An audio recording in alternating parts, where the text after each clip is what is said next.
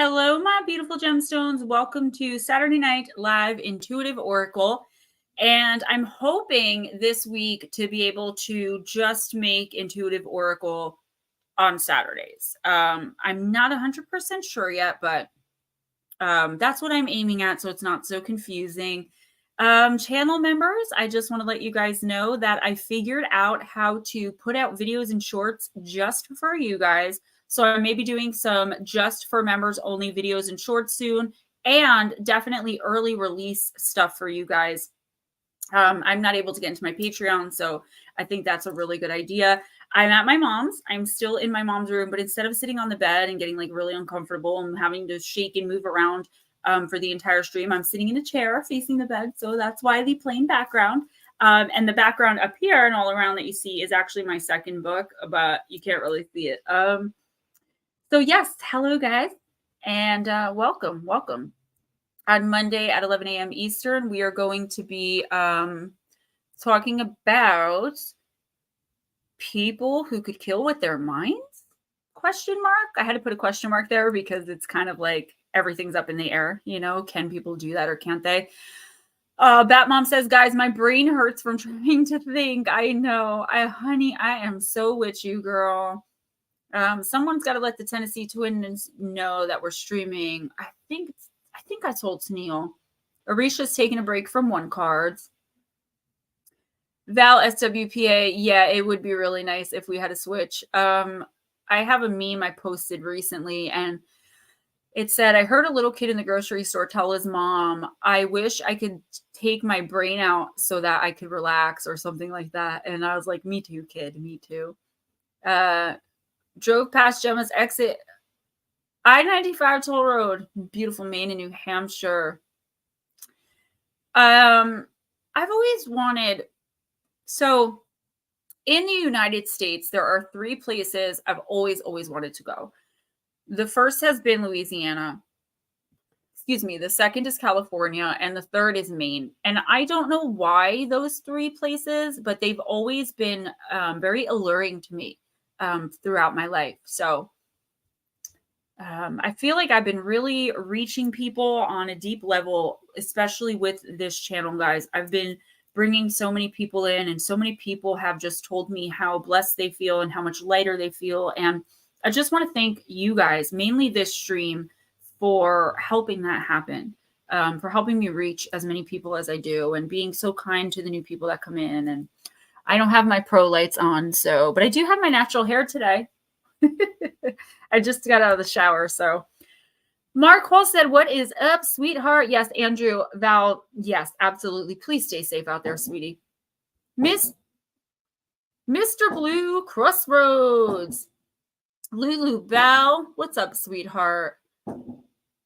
Richard Elmore. Someone's like, oh, Gemma's streaming. I'm just going to shoot off firecrackers outside the window. Richard Elmore. Raymond, hi. Paranormal Pixie, what's up, sweetheart? Melissa, Nicole Perone. So I just started seeing some of your guys. Yes, the dragon's still in the basement. I'm sorry about the noise outside. Apparently someone decided to start shooting off fireworks the minute I started streaming. It's very irritating. I just started reading some of your guys' comments on the shorts that I did leave the comments on, because my 5-year-old decided that he wanted to go through every single one of my shorts with his account and like them.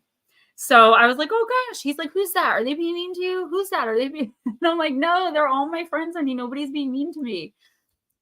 So I did start seeing them. I will start responding this week. Oh, thank you, Raymond. Why does this happen to me? This was not all day. This did not happen all day. And now I'm going to go out and I'm going to say something. Clara Murphy, what's up? So yeah, today someone let their dog poop on my mom's right like in the middle of her driveway. And of course, I'm the daughter, so I had to go clean it up, and I'm like, come on. Oh, Paranormal Pixie, I'm so sorry. She said, I definitely need some love tonight. Found out a very dear longtime friend passed away on Wednesday. I know that you know this more and better than most. just the shell, honey. They're even more with you now probably than they ever were. So remember that grief creates a very, very, very thick wall between us and our deceased loved ones.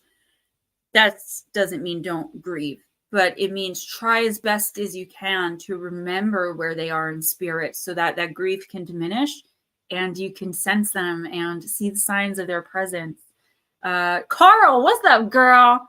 Let me bring in the dragon. I'll let him out of the basement for a little bit, I guess. No what? Clara Murphy said no.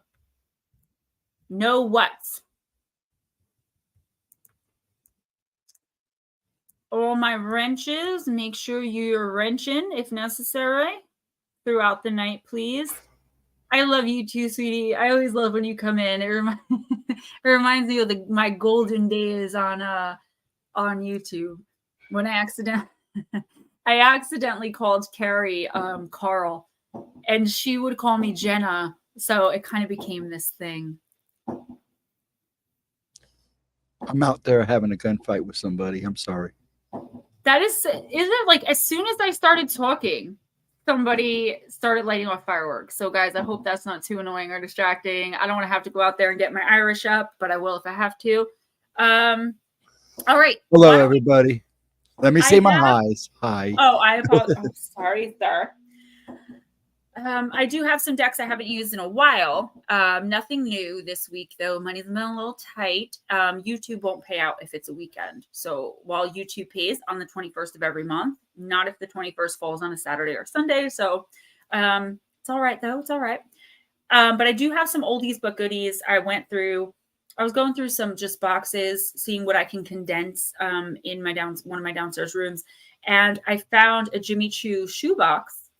All right, sweetie, a Jimmy Choo shoebox, and I opened it. I knew there weren't Jimmy Choos in there. It's just I have a whole bunch of those shoe boxes that I use for storage, and it was filled with Oracle decks.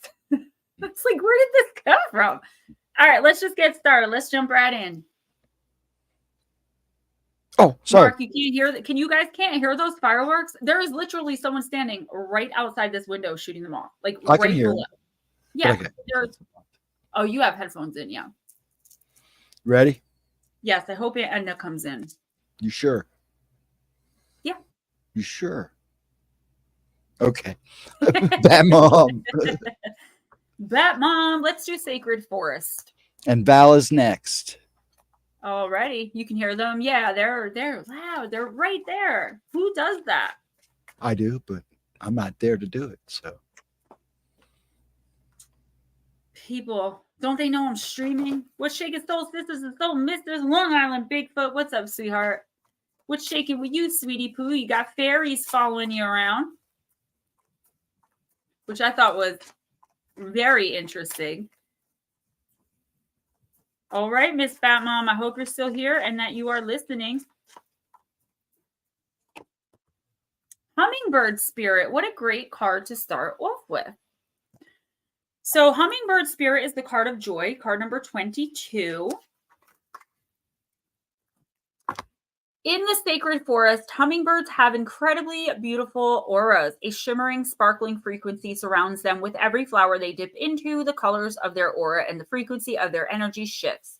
Each one hovers directly before you without fear, flashing in iridescent colors in the sun. The vibration of their wings sounds like a universal Open your heart to celebration and fun. Who told you that you need to suffer to grow, Bat Mom? Your soul expands in leaps and bounds through following your bliss and expressing your love. Embrace life, yourself, and others in the moment. And Edna, I'm so happy you came in. If you've been waiting until circumstances are different before you allow yourself to experience joy, you might have a long wait. Life's always changing. If you don't follow your bliss now, then when are you going to? What your purpose in life is to experience joy. Take steps toward that now while protecting your personal boundaries. You don't need to do everything all at once, but you do need to start. Happiness spreads to others like wildfire and can help heal the world. Although hummingbirds are small, they are capable of traveling great distances and can even fly backward. Their presence is a reminder that life is not just about reaching the destination. It's about the joy of the journey. Hummingbirds visit an average of 1,000 flowers a day because they expend tremendous amounts of energy. It's necessary to have periodic times of rest, follow their example, and remember to replenish yourself. The spirit of the hummingbird says, replenish yourself. True happiness comes from following the dictates of your soul. Life is change. Be open to change and look for joy in the moment. Find your boundaries and stand strong. Discover your joy. All is well. Okay. That's actually a really good card with a very deep message. Okay. Don't mind if I just lean in a little bit here. As most of you know, I'm not in my office, so do forgive me. But listen, Bat Mom, this is a great message. This is talking about the way that we, as human beings, are always, we're always just waiting for, this to be over with so that we can be happy, or that to be done with so that we can enjoy ourselves. And the universe is saying there's never going to be a perfect time. Okay, there's never going to be that perfect time where it's like, okay, nothing else is going on that's crazy right now. I can finally be happy. It just doesn't work that way. We have to find happiness despite of and throughout the hard times and the painful times.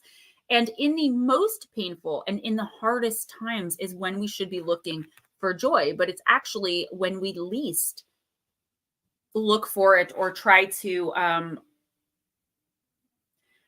have fun or do something good for ourselves.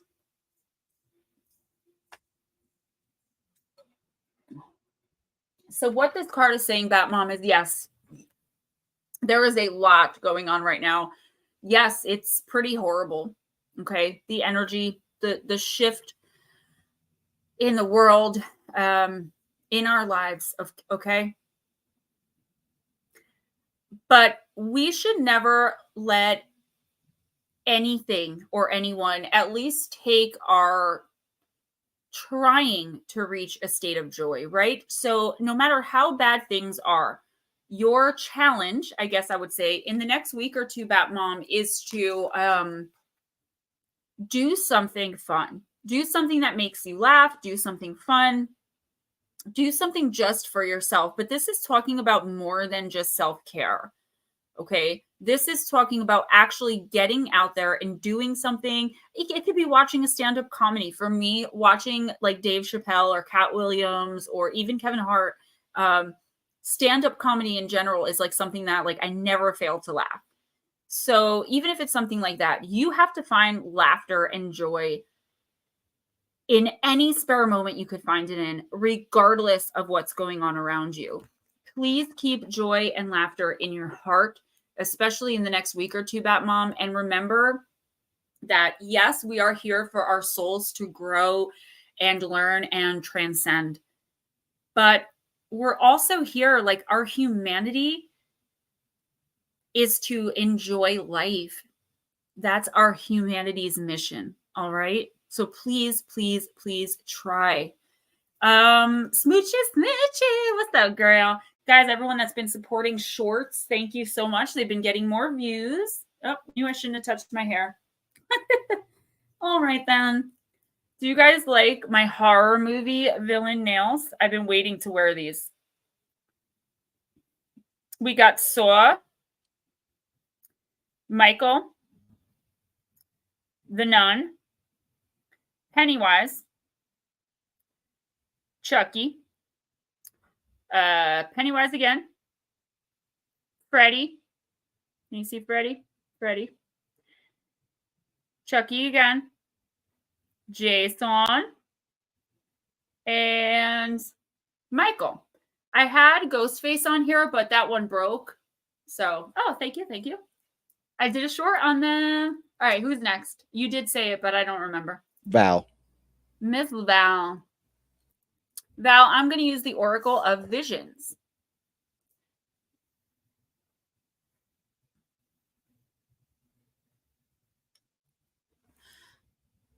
Is that a Sasquatch? I look for the Sasquatch, a Sasquatch emoji, but I don't know if they make one. Every time I see on Temu a shirt that says something about possums, I always think of you, Smoochie. Eventually, Christmas is coming, girl, okay? All right. Miss Val. This is the Oracle of Visions, a beautiful deck that I actually don't use often enough. I know you do. I always see these cute little possum stuffies, possum blankets, and they're all so cheap. Unidentified S4. Thanks for stopping in, sweetheart. So everyone, listen. If you want a, well, first let me say, Blue Crossroads, that on Temu, they do not describe Sasquatch as Bigfoot or Sasquatch. They describe it as man gorilla, which is really funny. If you put in Sasquatch stuff, everything will say man gorilla. If you guys have to leave early for any reason and you can't stick around for the stream, if you would like a reading and that's the case, let us know. So you can get a reading and just pop in and pop out. As long as you don't do it every single week, we don't care. We're here to accommodate y'all. All right, card number 33. Oh my gosh, I gotta tell you guys the funniest story. If you're on my Facebook, you'll probably know.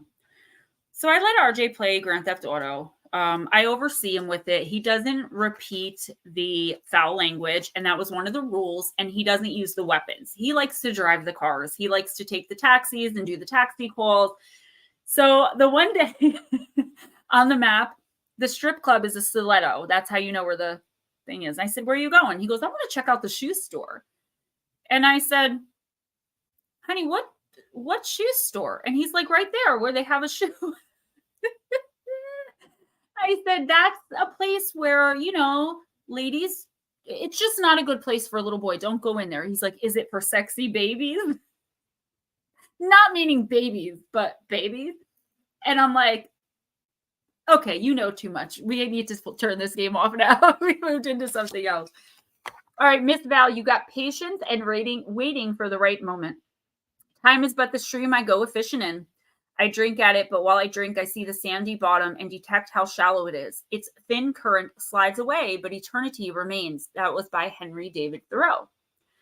A ballerina casts the golden line and lure with which to capture a desired goal or item. The process is calm and planned, the pace leisurely. There's no rush nor looming deadline. She will know when the right time has come and the moment is appropriate. A kingfisher, a harbinger of tranquility, accompanies her, and together they wait. Despite the desire for results, some occasions or decisions simply should not be rushed. We should approach either with caution or restraint, waiting for the right and opportune moment. We must also be wary of being too indulgent and devoting too much time waiting for some imagined perfect moment, person, or thing. Worthy opportunities may be lost if they are overlooked in anticipation of some intangible, better option arriving. Okay, so yeah. Oh my gosh, Smoochie. Val, this is actually a really great message. Keep this in the term of in the next week or two. Okay, going right now to the next week or two for you. So, Queen of the Gemstones, yes. It's saying the perfect moment is now. So just like I said with Batmom, if you're waiting for the perfect moment to, you know, move to a new city, start a new job, dump that abuser, like whatever it is, there's never going to be one. And for as crazy as it sounds, you know, sometimes we have to just take a chance, take a risk, and just get up and do something because we feel like it's right. Now, in your case, what's up, slow motion? What the universe is saying is right now is the perfect moment for you to learn how to use your intuition, stay really, really focused on what's going on around you. You're not going to want to listen to your mind, which is rushing you, your heart, which is misleading you. Okay. There is something that you're like waiting for. I see like expectation. Okay. So you're waiting for something, but you're expecting it to come in a certain way.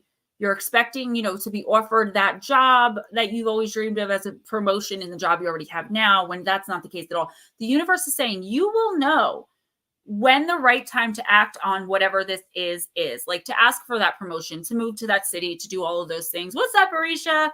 That I previously mentioned. Right this moment is not the right time, but in the next week or two, you are going to know based on your own intuition when to act on what and or whoever this is, okay? Do not let your mind, your rational thought talk you out of this, because I believe, Val, that whatever this situation is, you could be looking to get out of a situation, get into a situation, like there is something here that you really want. And I feel like you have a high expectation of once the right time comes and you get it. Okay. The universe is saying it's going to exceed your expectations, but it's not coming in any way that you think. The only way you're going to get this is by being extremely patient and feeling out that intuition, okay? The minute your intuition says act in the next week or two. Mike Roberts, what is up? Yeah, come back in a little bit.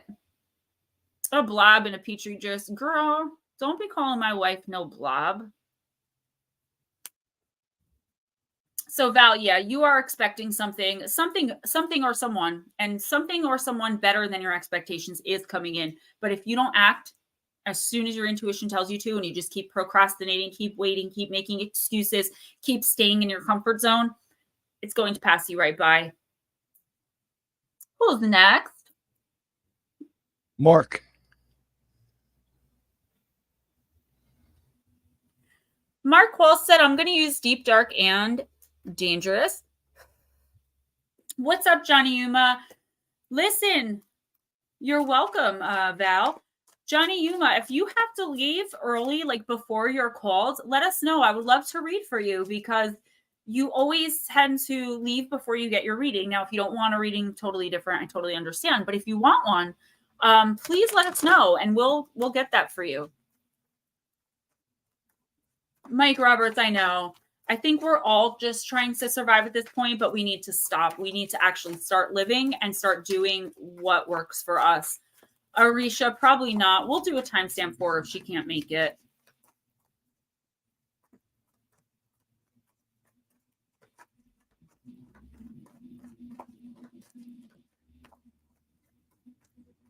All right, Mr. Mark. Hell, H-E-L, the card of acceptance. Card number 6. Things can never stay the same. Change has to be accepted. Be flexible. Keep walking through difficult circumstances. Do not stop and get stuck. Acceptance allows you to move on faster. Surrender what is no longer yours. In the Norse afterlife, there were a number of places you might go when you died. If you died fighting bravely on the battlefield, you might end up in Valhalla with the god Odin. Dying courageously, you might equally end up with the goddess Freya in her hall, the Falk of Anger, or battlefield. Alternatively, you might end up with Hell. Hell was both a goddess and a place. Hel, the goddess, was a Jotun, a giant, and the daughter of the god Loki, who I absolutely love. Not to be confused in any way with the concept of the Christian hell, this was not a place of punishment, but an underworld. When people died in a not particularly courageous way, they went to be with hell. It was a kind of a benevolent middle place. Well, I don't think that you're that far down the list anyway, Johnny. Just let us know before you're going to go. Nobody in here is going to care if we take you first because you never get a reading because of it. It was a long and tough journey to travel to hell, and it was considered lucky when you finally arrived. It could be a cold and lonely walk, so during funerals, the dead were provided with things to make their journey easier. A sturdy pair of walking shoes, or hell shoes, were often funerary gifts.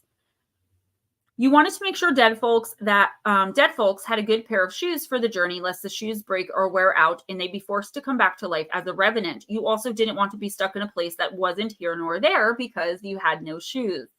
Despite the pervasive image of Vikings as savage warriors, history reveals that their martial expertise and penchant for war was only a small part of their story. They were innovative boat builders and navigators and incredible traders and innovators. They held sophisticated courts and allowed women to inherit property, rule territories, lead rituals, and even fight in battles if they wish to. They also lived in accordance with a wide-reaching mythos, a spiritual belief system that was shamanic, animistic, and pantheonic all at once, but that went by no formal name. There was a deep understanding and acceptance of dying as a part of life, although a person shouldn't die in vain or in a cowardly manner. Virtue and living a good life in service to society and gods ensured that death would be accepted and a new life in the afterworld begun. Your plant companion is crowberry, and your crystal companion is thulite. What's up, Jilladoom? Eris, anybody else? Thulite, by the way, is a beautiful, sometimes it's pinkish, sometimes a little more purple. What's up, Hilton? Jilly, I love your picture. Absolutely beautiful. So, Mark, what this is saying is you are I'm totally seeing you outgrowing either like a relationship or a situation in your life. It's like a period of your life is coming to an end. Okay, so whether it's like your living situation or some sort of, there's something that you are outgrowing at a very fast pace.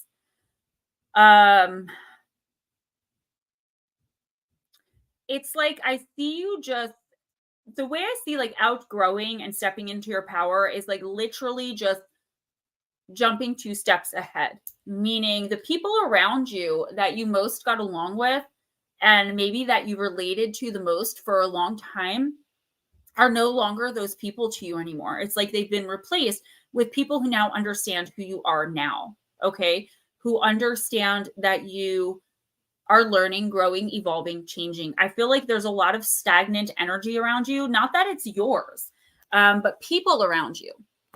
They've kind of just accepted their life as how it is. And I feel like for a little while, you may have too, but I feel like with you, and I get this a lot, I'm cheating because I know a little bit about your life personally, but it's like, I just feel like you're like, okay, I don't accept that anymore. You know, there are so many other things I want to do, or I want to learn about, or people that I want to help, and all of these things. Whereas maybe 6 months ago, maybe 10 months ago, you were just kind of like, well, this is what it is. And now there's some kind of exciting opportunity or relationship. It could be a new friendship or new friendships that you've built. And you're getting excited about life again. Do not let those people who are resigned to just simply keep their head above water, or who have resigned themselves to a fate that they are not happy with and just like bored and like that's just how their life's going to be. Don't let them influence you, because you are transcending, you are learning, you're growing. And it's like a beautiful thing to see, as long as you keep the right people in your ear.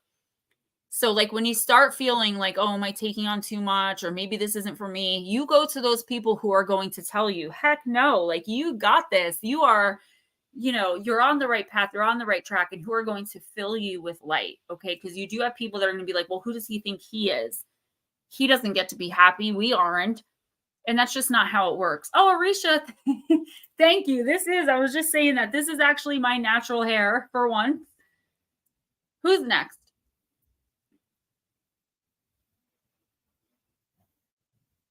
Blue Crossroads. Paradox Fossils, what is up, my sweetheart? Blue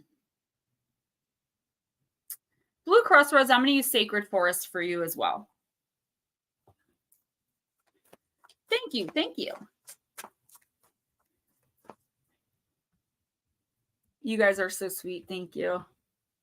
It's so funny. Smoochie's like, you worked hard on your hair today. It looks pretty. I actually just got out of the shower like an hour and a half ago, and I brushed it. But it actually, you know, I was complaining for a really long time that I didn't like my cut, and I was trying to get the bangs back, and I did. So I'm happy with it. Thank you, guys. My hair looks good on me. That was a good thing.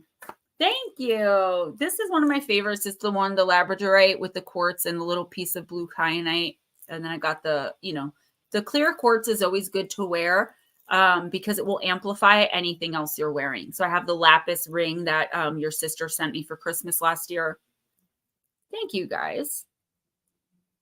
I think oh, nope, I didn't. I thought I tangled it. All right, all right, all right. You guys are so sweet. Thank you. The blue, that's a clip-in. You just clip that onto your ponytail.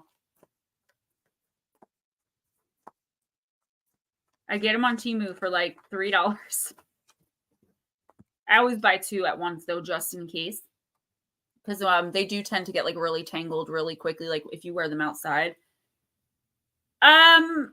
What does he say my hair smells like? He doesn't really smell my hair, but I use coconut caffeine shampoo, so it probably smells like drinking an iced coffee at the beach.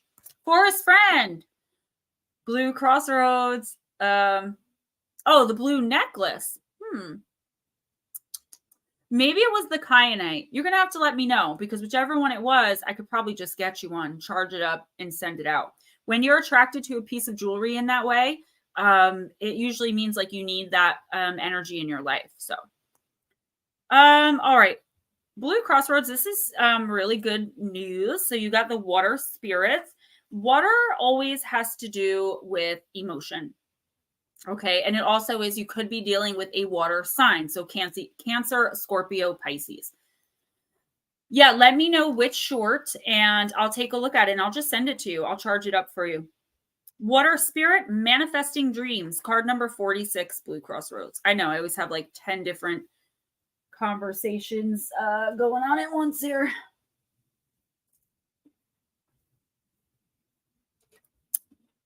It was probably the blue kyanite. That's the only blue one I have besides this one.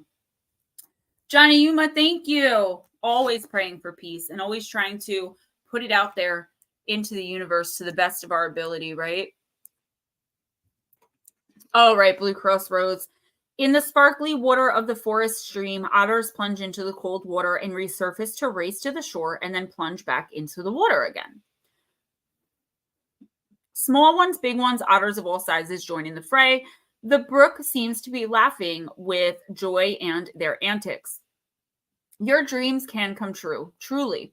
However, there are a few steps necessary for this to occur. First, believe that you deserve it. Know that you are worthy, because you are.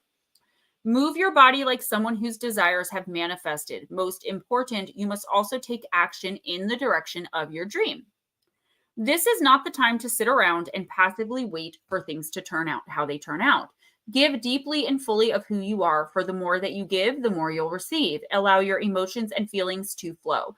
Don't repress or suppress the truth of your soul. As you focus on gratitude for what you already have, more joy and abundance will grow in your life. And guys, that is true for all of us, okay? The more you focus on the things that you have to be grateful for, and the more you're grateful for them, the more the universe, I don't want to say rewards that grateful energy, but the more the universe will respond to that gratitude. Water energy traditionally represents your feelings and emotions. As in all things, too much emotion can be depleting and too little emotion can be draining. When your emotion flows as clearly as a mountain stream, then you are at a pivotal time to distinctly state your intentions and dreams, and the forces of the universe will answer and support your dreams coming true. Water flows in cycles, and right now you are in a cycle of manifesting your dreams. Don't stop the flow by doubt or hesitation. Allow your emotions the freedom to be expressed. Timing is everything, and right now, Blue Crossroads is your time. Yeah, it's definitely your time, and I know for a fact that you are really manifesting some things, but you're putting the work behind it too. You're not just sitting there, talking about talking as if or acting as if this is happening, that's happening. You're like, I know this is going to happen because I'm doing this to ensure that it does. And you're grateful for the moments in between where maybe nothing's happening. And even sometimes when you may feel like you're not manifesting to the best of your ability, or you may feel like something's going wrong, you're still doing everything you possibly can to stay positive in those moments. And that is so key. That is the key. So keep doing you. This is actually a really good card, just telling you to remember to be mindful, staying in the moment. Oh my God, paradox fossils. That sounds amazeballs. Be mindful of being in the present moment, not too much in the future, definitely not too much in the past, and continue putting action behind your manifestation goals, because you are like on a straight straight line track to what and or whoever you're looking for. Again, you know what you want, you're going to get it, period. Do you know when it's going to happen? No, but you know that it will. And that is the most important part of being able to quickly manifest. Plus, we're just leaving Libra season. By the way, okay, I was very aware that Blue Cross Road's birthday is October 19th. I was also aware that Blue Cross Road's birthday was Friday, October 19th. But on Friday, I was not aware that it was the 19th. So I did not, was it Thursday? I don't even know. I thought it was Friday the 19th. Today is the 21st. Had to have been Thursday. I don't know what day it is, okay? I did not mean to forget to message you and give you a shout out for your birthday. And I felt so bad. And my mom was mad at me because she's like, how come you didn't tell me? Now I look like an a-hole for not wishing him a happy birthday. So I just want to say in front of everyone, happy birthday in the stream and an important person in my life. Do you see? I thought it was Friday the 19th, which that's why we're all messed up. So I definitely, I apologize. Who's next? Lulu Bell.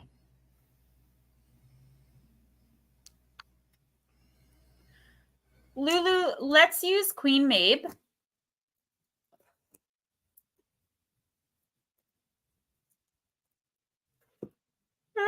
Again, guys, I'm not even tired.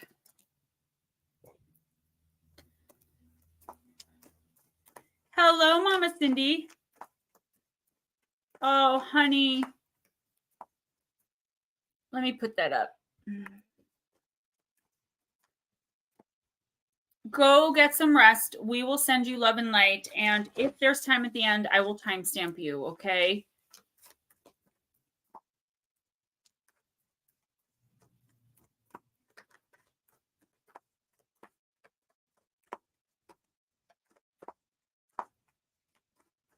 Jilly, I think we understood what you were saying.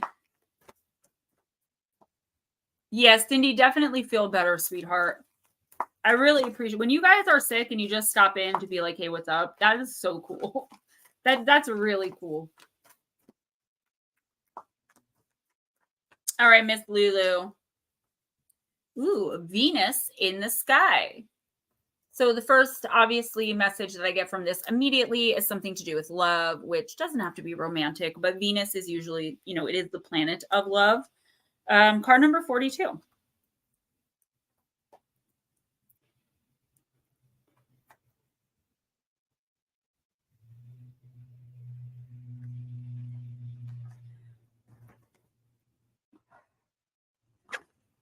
I'm leaning forward because it's easier, so. Be magnetic. You possess a uniquely mesmerizing beauty. Embody it now for your own personal enjoyment and to bless the world with your own divine light. Venus is the goddess of love and the brightest planet in our sky. In both these roles, she both receives and broadcasts radiance. It's as if she's swimming in an ocean of brilliance, absorbing it, sharing it, and reveling in it. As she both bathes in and blesses the world with divine luminosity, she leverages these polarities of receiving and giving to continually increase her own glorious glow. Be a devotee of your own magnificence, Lulu. Cherish the goddess-like beauty within you. Cleanse away anything that limits how you shine. Patiently coax your inherent sparkle with relaxation, inspiration, self-adornment, and self-care. Essentially, you must now find the energy of magnetism, sweetness, and attraction within you. You can easily use that energy to draw love, romance, attention, abundance, and anything else that you desire into you. The goddess of love does not restrict her charms to the young or the conventionally attractive. She blesses and dwells within all of us. We can all call on her and utilize her magic. This intrinsic current of romance can inspire us to take exciting chances, make positive changes, and see and experience the mystery and majesty of life and existence. No matter what your question or current situation, your answer is this. Access the quality of divine beauty within. Invoke the love goddess, surrender to her, and let her take over. Fall in love with nature, with music, with colors, with textures, and with scents. Slowly savor smooth chocolate or sweet fruit. Sway to a hypnotic beat. Gaze at the sunlight dancing on the sea. Once you're well and truly flowing and shining with the goddess's beauty, your momentum will effortlessly carry you toward the sweetest and loveliest of lands. Lulu, that is an amazing card. So the first thing I'm getting is you may not have a lot of people in your life right now who are very complimentary. And that's not to say they're mean to you or they're negative to you or they put you down, but they're not enriching you and fulfilling you the way that you, I think, need someone to, and the way that you try to do for others. Okay. So if relationships aren't synchronistic, romantic and otherwise, all right, Miss Arisha, you take your time, sweetie. Romantic or otherwise, it's time for you to step up and do something. But before you can do that, you have to truly look within yourself, Lulu. And in the next week or two, that is your challenge. Look within yourself. Don't just find your physical beauty, okay? Your hotness. Find your beauty in your capacity to love, in the way that you treat other human beings, in your ability to be patient and understanding and a light worker. Love that about yourself. Love your flaws. Love every single thing about you, and figure out the things that you don't love about you and work to change them. And that's okay. And when you're coming from a place if you start working on this right away, even if you have to make a list of things that you love about yourself, again, not just the aesthetic beauty, you're going to appreciate those things so much more when they're coming from you. Then when you focus that outward, you are going to be able to figure out how to handle a situation that has long been eluding you.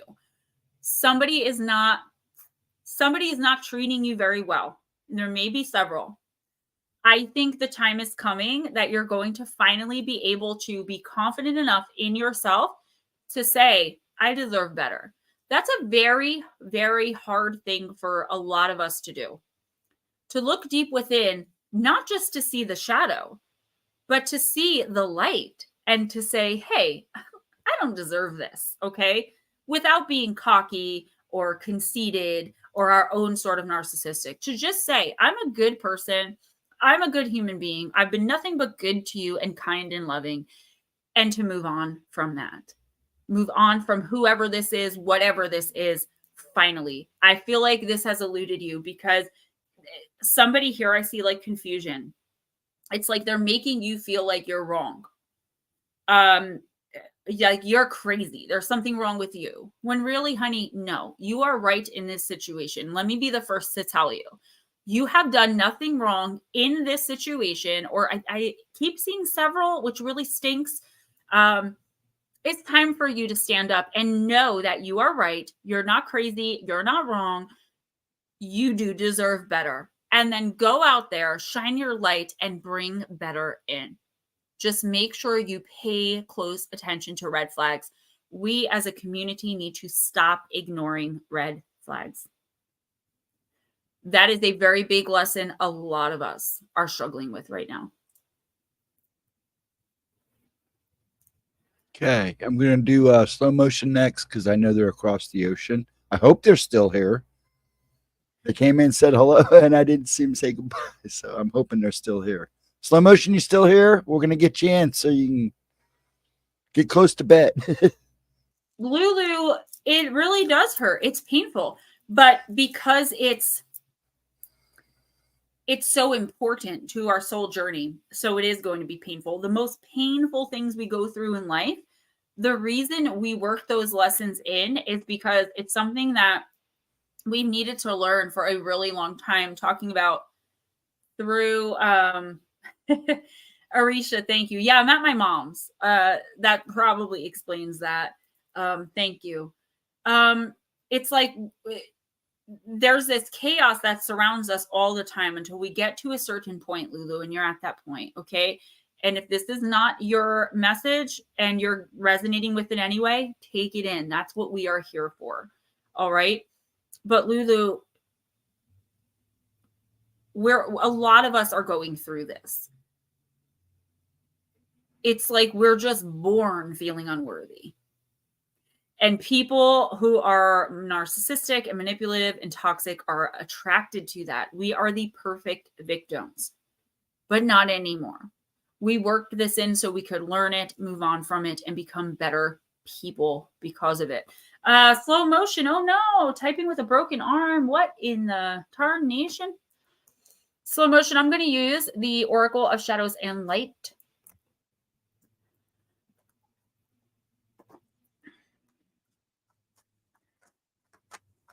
I already started scripting. It's going to be 7 nights of Halloween. So I already started scripting. I've got 3 scripts done, and I just got to start filming. And starting a week before Halloween, every single night, you will have a premiere video of yours truly talking about something. I'm trying to keep it demonic focused. The first one is a lot about like the history of Halloween and that type of fun stuff. And then from there, we dive deep and dark into the realm of the demonic. And not because you're physically ill. What's up, Nutslap? Because you're physically ill, honey. I was explaining this to someone the other day. Your energy becomes weaker, right? And you're more susceptible to attack, to spiritual attack. Paradox, you are so right. Practice visualization, Jilly. You change your dreams. All right, slow motion. My mom's making me rice and beans. I could smell it. I'm so hungry too. Okay, this is a great message, even though it sounds weird. Nut slap.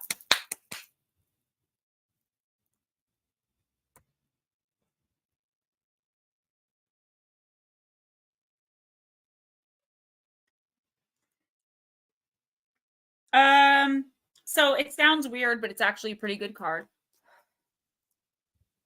We gangsters, and gangsters don't dance or boogie, so never mind how we got in here with burners and hoodies. Listen, we don't pay admission, and the bouncers don't check us, and we walk around the metal detector. And there really ain't no need for the VIP section. We in the middle of the dance floor. Records checking, said it, liked my necklace, started relaxing. Now that's what the F I call the chain reaction. Great song.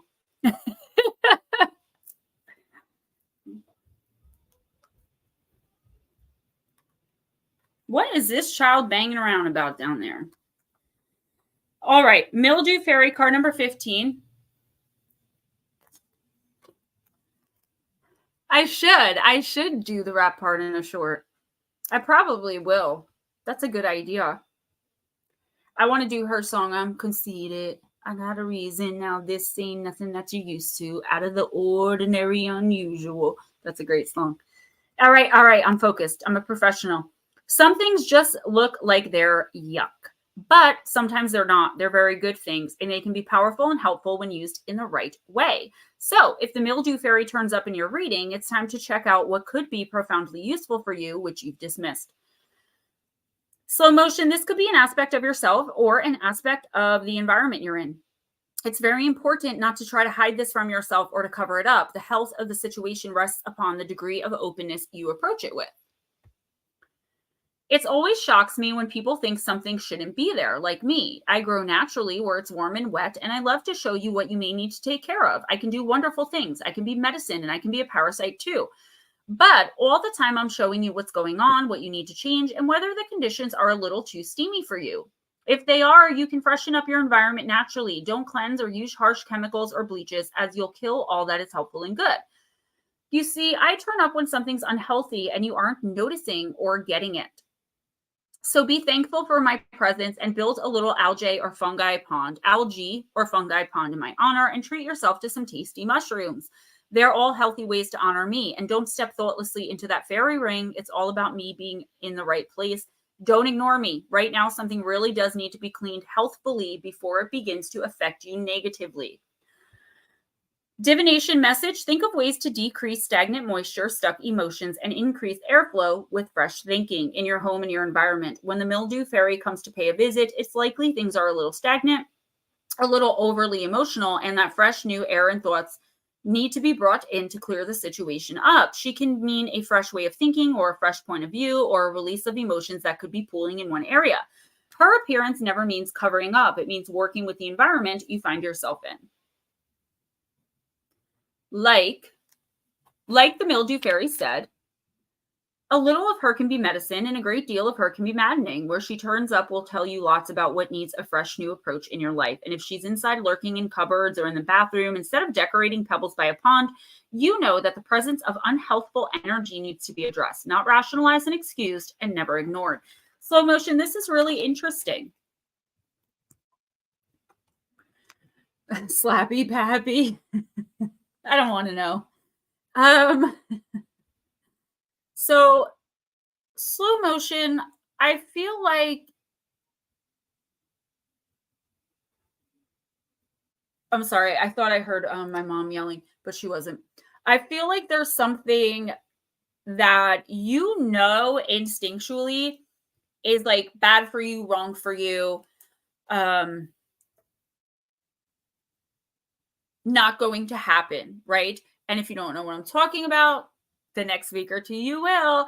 There's something that's going to be shown to you by the universe. Now, it's not going to be mold, okay? Maybe it will be, but it's something with your emotions. It's like you are emotionally intuitive right now where you're understanding that something or someone is toxic. Now, that doesn't mean really, I don't think this person is a bad person. I just think they're not good for you. Don't try to stick, a square peg in a round slot or however you say it, because whatever this is, whoever this is, this situation is just not going to work for you. So whether it's a romantic relationship, a job opportunity, even a friendship, something familial, it doesn't matter. You know deep down inside it's not going to work. So why are you still putting effort into it? The other person certainly isn't. Okay. And they also know it's not going to work, but they get something out of it. Okay. Please, please, please, please, in the next week or two, if you're feeling emotionally overwhelmed, emotionally stagnant or stale, take a move out of that energy, move out of it. Just step right on out of it. Try something different. Okay. Think of maybe, just for instance, say it's a work situation, start looking for another job randomly. Even if you don't really think you're going to get one or that you can quit this job, the universe may surprise you and put an opportunity on a silver platter right in front of you simply because you followed your instinct and your intuition. The energy in here is very bright and very beautiful and very just love, very divine right now. So I'm huffing and puffing. It's not because of the vape. It's I'm having a little trouble catching my breath because there's so much in here. So yes, it does work. You just have to be confident enough to believe that it does. That's the whole trick. Like if you walk around halfway thinking that you're going to get whatever it is you're trying to manifest, you can't fool the universe, right? The universe knows what you're actually thinking. And that's the issue. We have to be 100% confident. That's why when people come to me for spells, I'm like, listen, you can buy this from me. I will gladly make the money. I will gladly put everything together the right way and send it to you. But if you're going to message me every 2 days asking me, did this work? Did this work? Of course, not putting spells on other people, spells for you, for your own life. I do that. But if you're going to message me every 2 days or even once a week and be like, is it working yet? Is it working yet? It didn't work. Well, how do you know it didn't work? Did we give it a time frame? Because spells don't work that way. That means you're not fully confident in it, and it's not ever going to work that way. Who's next? Richard Elmore. Richard, let's do the deck I pulled out for Aunt Edna, the angels and ancestors. Nor can you fool the heiress. Oh my gosh. You are so right. Mike, I am so glad you're back too.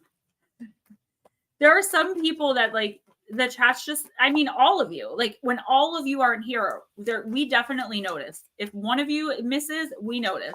Trust me, even if we don't say anything publicly, Stephen and I will talk about it behind the scenes. Like, I wonder where so-and-so was. I hope they're okay. Should we reach out and give them another week? It's truth, I tell you, truth.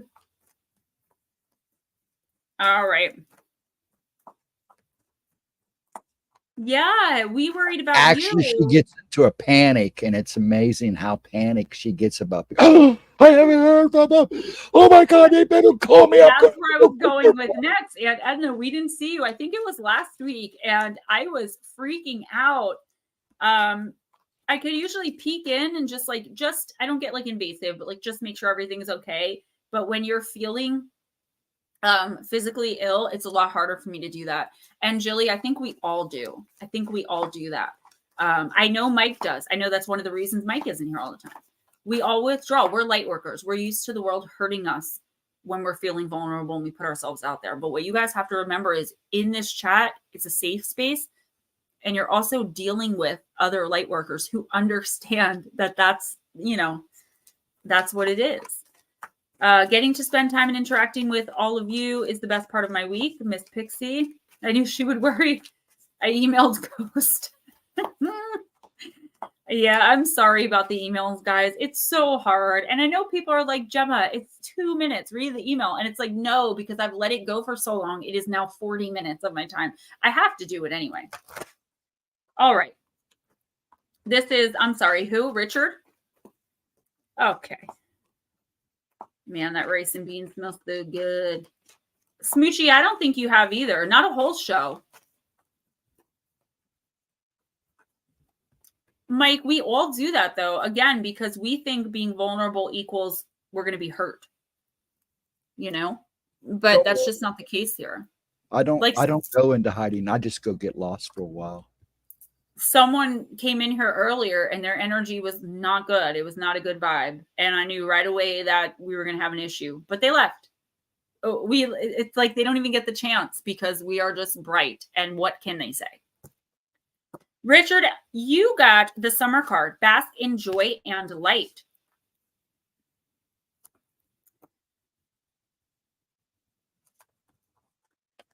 Rise up, open your wings, and shine. Bring your projects and plans out into the light, into manifestation. Summer has always been recognized as a time for joy, for going on adventures and making memories. Flowers are in full bloom. Animals are enjoying the freedom of the wild summer days and nights, and people are taking holidays, basking in the sunshine and being lifted energetically by the light and warmth.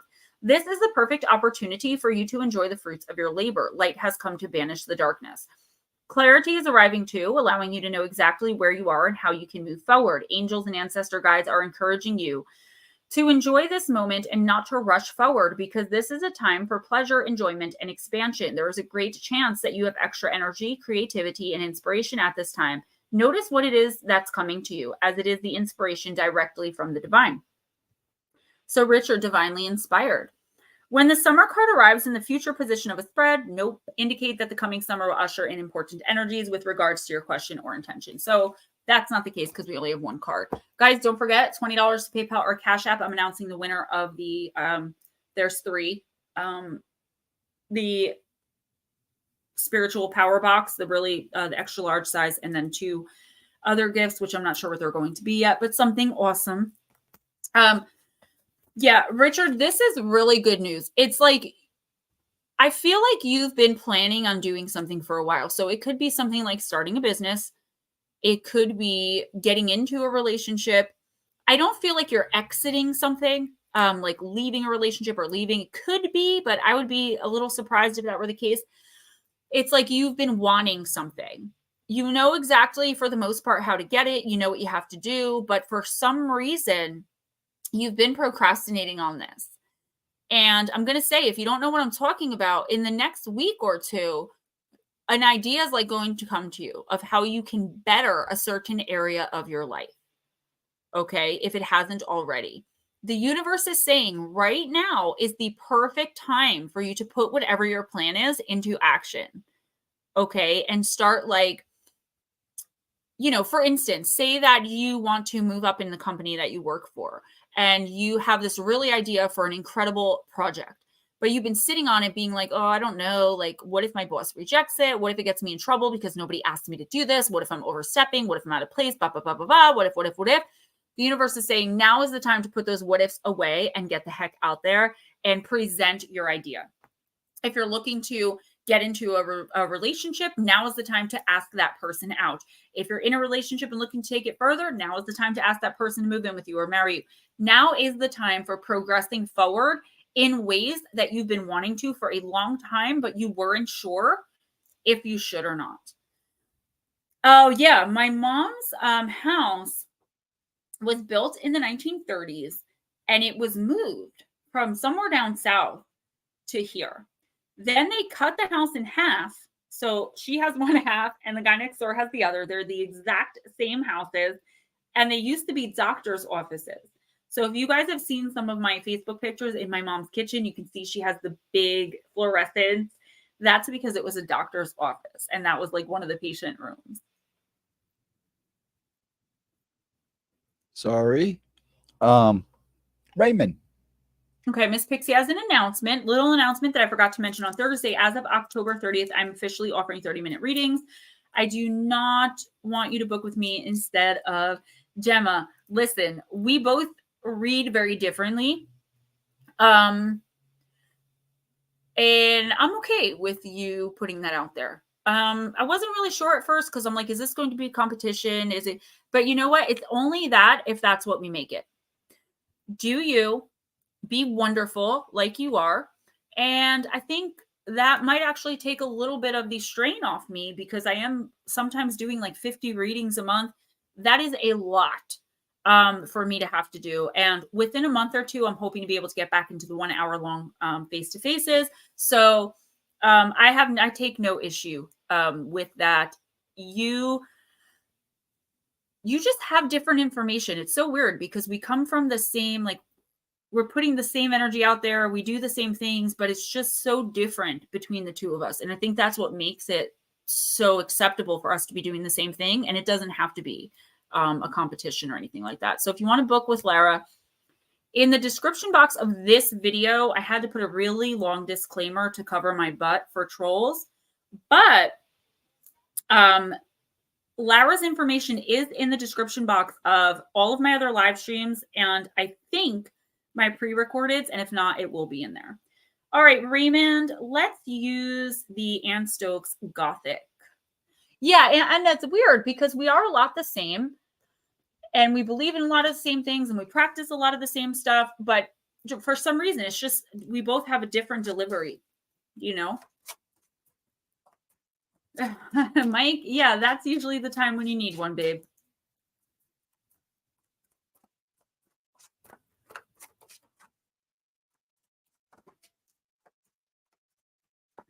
I hear my mom and RJ laughing. It's so cute. Miss Pixie, I know you do, and I appreciate that. And that's what I said. It's only competition if that's what we make it. I'm good with it. I want you to flourish and grow. And you bring money into my channel. You bring people into my channel. And I mean, it's great. So don't ever worry about that. Yes, there is Miss Pixie's information. Thank you, Mr. Ghostdragon. Mike, you do. You definitely need a reading. I changed them to only $20. Like that's it. And if you get one for November this month, I'm doing a big giveaway because I'm also almost at 3,000 subs. I love you too. Yeah, it does. It does definitely help the channel grow. Absolutely. I think, Miss Pixie, you need a platform. And until you can get your own, this will be it. And I love offering you that. It makes me feel good about myself. So it is for a selfish reason too. But other than that, I think people need to hear what you have to say. I think you have a lot that you say that does good for people. You help people just like I'm looking to help people. And that's the point. That is just the point. All right, Raymond, you got inner strength. This is a beautiful card. A girl and her dragon. A, B, C, D, E, F, G, H, I. Well, once you get the right equipment, I can easily help you set up a YouTube channel. That is a very easy thing to do. It doesn't even take long. You just let me know when you're ready. Raymond, a young woman advances with sword in hand. A dragon adorned with golden scales reminiscent of armor stands behind her. Their heads connect as she affectionately strokes the beast's chin. At this moment, they are one. This card is a symbol of strength but not brawn. Is the dragon really there, or might we consider that he is simply a representation of what is in the mind and heart of the woman, manifesting her own inner fortitude and tenacity? If you pulled this card, then you may need to draw on your own resources of inner strength, your own inner dragon. This is not always easy, especially if it's buried way under doubt and apprehension. We can attempt to find inner strength when we stand up for something we believe in or face up to our fears. Just receiving this card can be a reminder of the strength that lies within you, Raymond. If you're feeling less than confident or need to confront something head on, this card suggests that you have the courage to take on far more than you believe that you can. Hilton, let us know if you have to leave early, okay? Sorry, I am wearing tiny shorts, so they're jammies. All right, Raymond, this is actually a really good card, even though it may sound like a little scary. There is something and or someone in your life that does need confrontation, but here's the thing. I've never heard the universe say to go and be mean and be angry and be confrontational. You can tell someone exactly how you feel about them, and still do it in love and kindness, wishing them the best. This is another card. I think I just said this to someone where it's like you have been having this feeling or idea for a while where it's like, is this working for me? Is it not working for me? You have the inner strength of a dragon. That is wonderful, but something either has just come in and you don't realize it yet, or it's coming in to make you question whether or not that's true. There is something here that is going to test your fortitude, to make you feel like, well, I can't say this to this person. You know, how do I let this person know that they messed up too bad with me for me to ever be able to, not for you to ever be able to forgive them, but for you to ever be able to reconcile? Or how does this, there's something you want to say or do. And I do feel like it involves another person, where it's just like, I feel like you're afraid to hurt the other person's feelings, even though they did something purposely to hurt yours. Whether or not they did hurt your feelings is another story, but they did something spitefully to you. Now it's your turn. They think you don't know about it. I'm getting this whole scenario. So if you don't know what I'm talking about right this moment, I want you to really think about it in the next week or two. Something, you have to say something to someone. There is something that just needs to be said here. You need to state your case and speak your piece and not feel bad about it. There's something about this situation or this person that is like, it's like I'm feeling guilty. Like I feel shame right now. And that's, the shame doesn't lie on you. It lies on this other person. Take that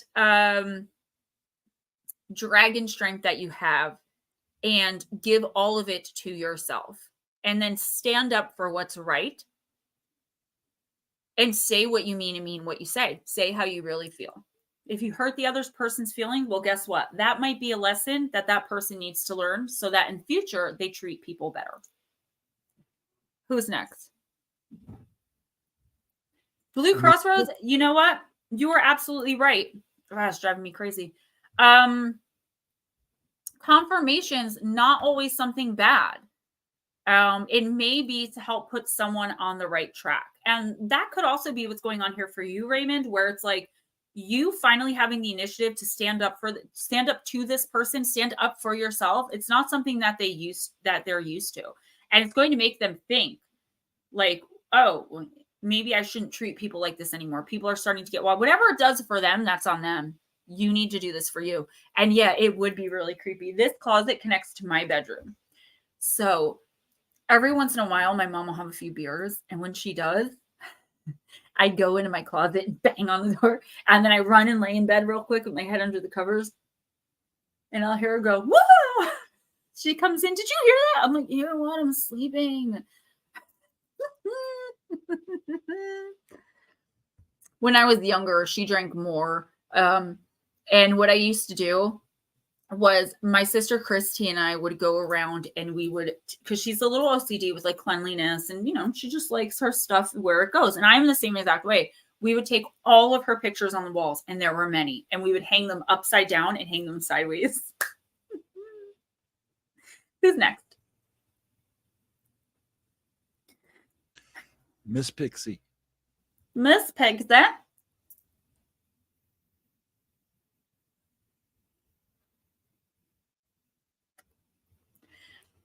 Miss Pixie, I'm going to do Moonlight Night.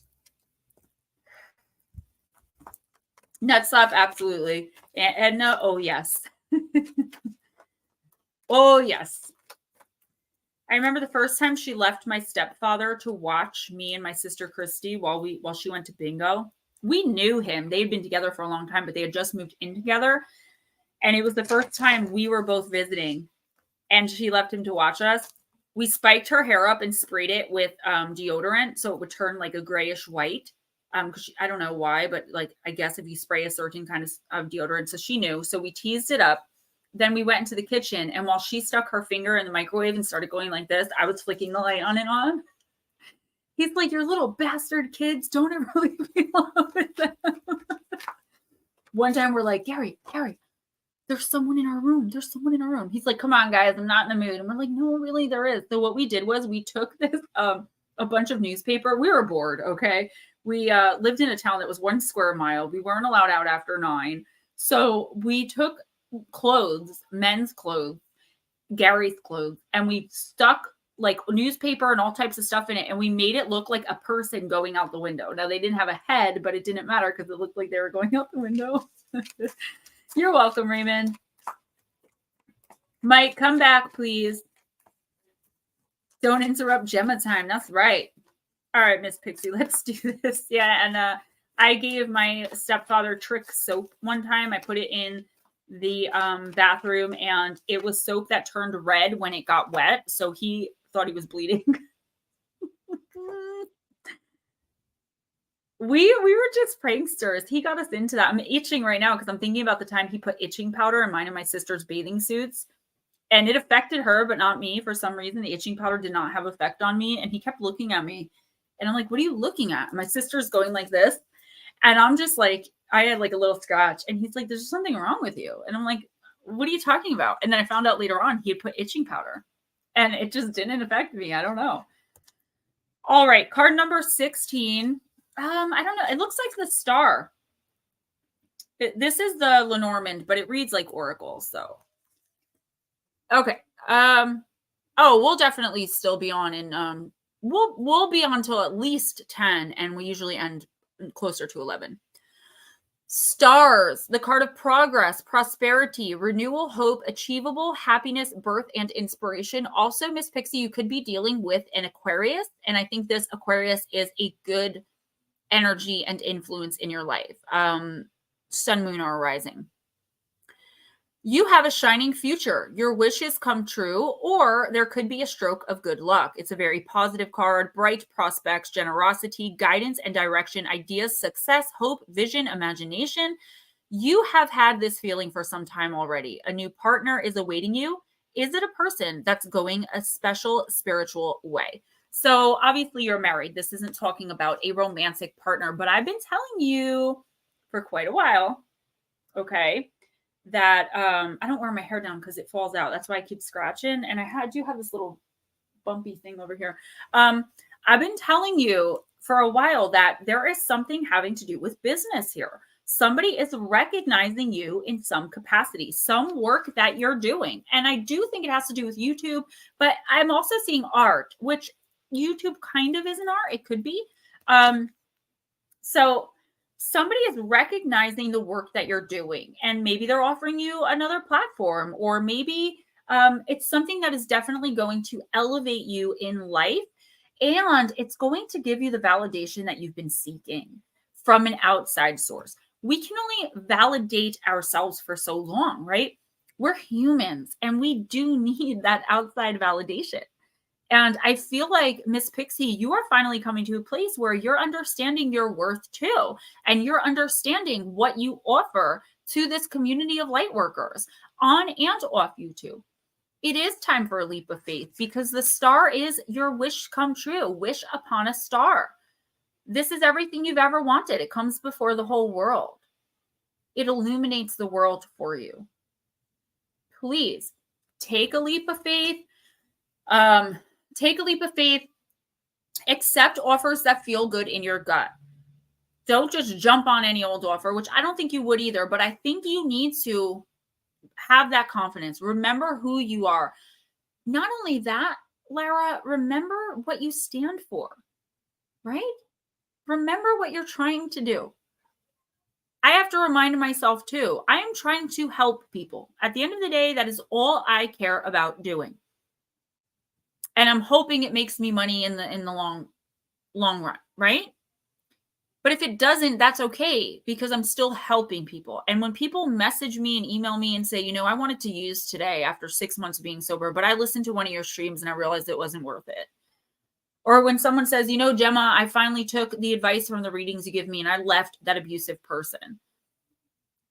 Miss Pixie, I think it's time for you to fill your own shoes and stop looking to fill anyone else's, right? You don't have to compare yourself to anyone else. You don't have to be like anyone else. You are perfectly and beautifully yourself.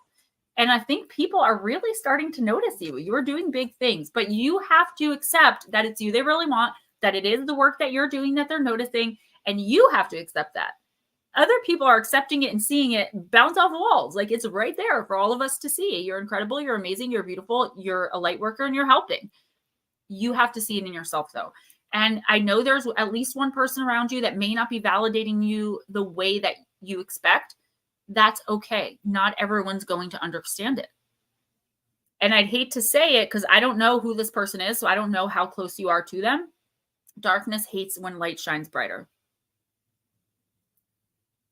Who's next? Sorry about that. Pop needed me. Melissa McCole, Miss Bacon. Is everything okay? You don't need to go. No. Okay. He needed help with something. So, Melissa, I know we use this deck a lot for you, but it just seems like this is what the universe wants. And yeah, that's true too, Anna. You've worked really hard. You've put a lot of time, a lot of hours, a lot of commitment, dedication into this. You deserve it. And you just have to accept that. All right, Melissa, Dell on wait.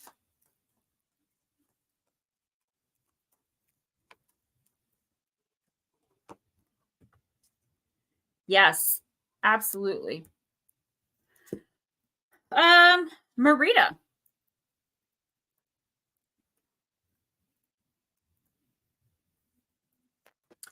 I am a Scottish princess. My mother wanted me to get married and behave like a proper lady. But I had other plans and I didn't care about getting a husband. I loved practicing archery and swordplay, riding my horse through the highlands. I loved my freedom. A wicked witch transformed my mother into a bear for a long time. But oddly, the whole adventure helped us understand each other more. Whatever it is, Melissa, that they want you to be, you don't have to live according to anyone else's plans and rules, even though they might mean well. Your freedom has got to speak first. You are who you are, and that's absolutely okay. Don't try to fit in. Don't deny yourself. It can't do you any good. The path won't always be easy, but it is the only one that can lead you to serenity. Trust my word and do not try to conform to the wishes of others. Be your one and only ruler. It says be your own and only ruler, but I think it means one and only. Yeah, Melissa, this is you finally coming. I mean, I think you've been here for a while, but you're like teeter-tottering with it, right? Where you go from being like, you know, I know that I'm not doing anything wrong. I know that this is what's right for me and I'm going to do it. And then someone has one negative word to say, you don't get any validation and you're like, oh, they're right. No, sweetie. RJ watches shorts where the girl pretends to be her mom and she always goes, no, sweetie, no. That's not right. You know who you are better than anyone else. and you know what your wishes are and your wants, you know what your needs are and your desires. And it's nobody else's job to tell you that you're wrong. And if they really do feel like you're wrong and they really do mean well, that's all well and good. Just because you ask for someone else's advice or just because someone gives you unsolicited advice, it doesn't mean you have to take it. It's not unkind to be like, well, I appreciate that, but I'm actually going to do this. It's time for you to do that. I feel like you've made a decision, you've stood firm in it, but now you're getting flack for it. So you're starting to rethink it. Like, did I do the right thing? Was I wrong in that situation? Don't do that. You made the right decision for you at this time in your life. Would it have been the right decision if all this was going on 5 years from now? I don't know. Probably not. Would it have been the right decision 15 years ago? Maybe not. But for right now, at this point in time, whatever this huge major decision you just made is, it was right for you. You know that. So do not let anyone else tell you that it wasn't and make you start second guessing yourself, rearranging your thoughts to suit what they, no, sweetie. Who's next? Nicole Perone.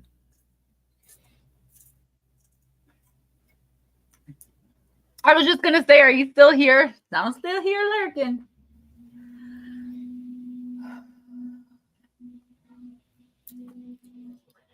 All right. I am using the Oracle of the Universe.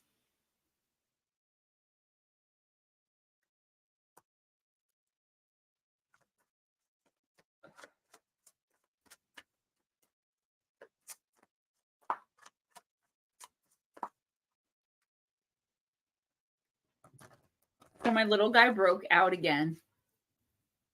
I come to my mom's every 2 weeks and spend a weekend, or whenever RJ has like a 3-day weekend.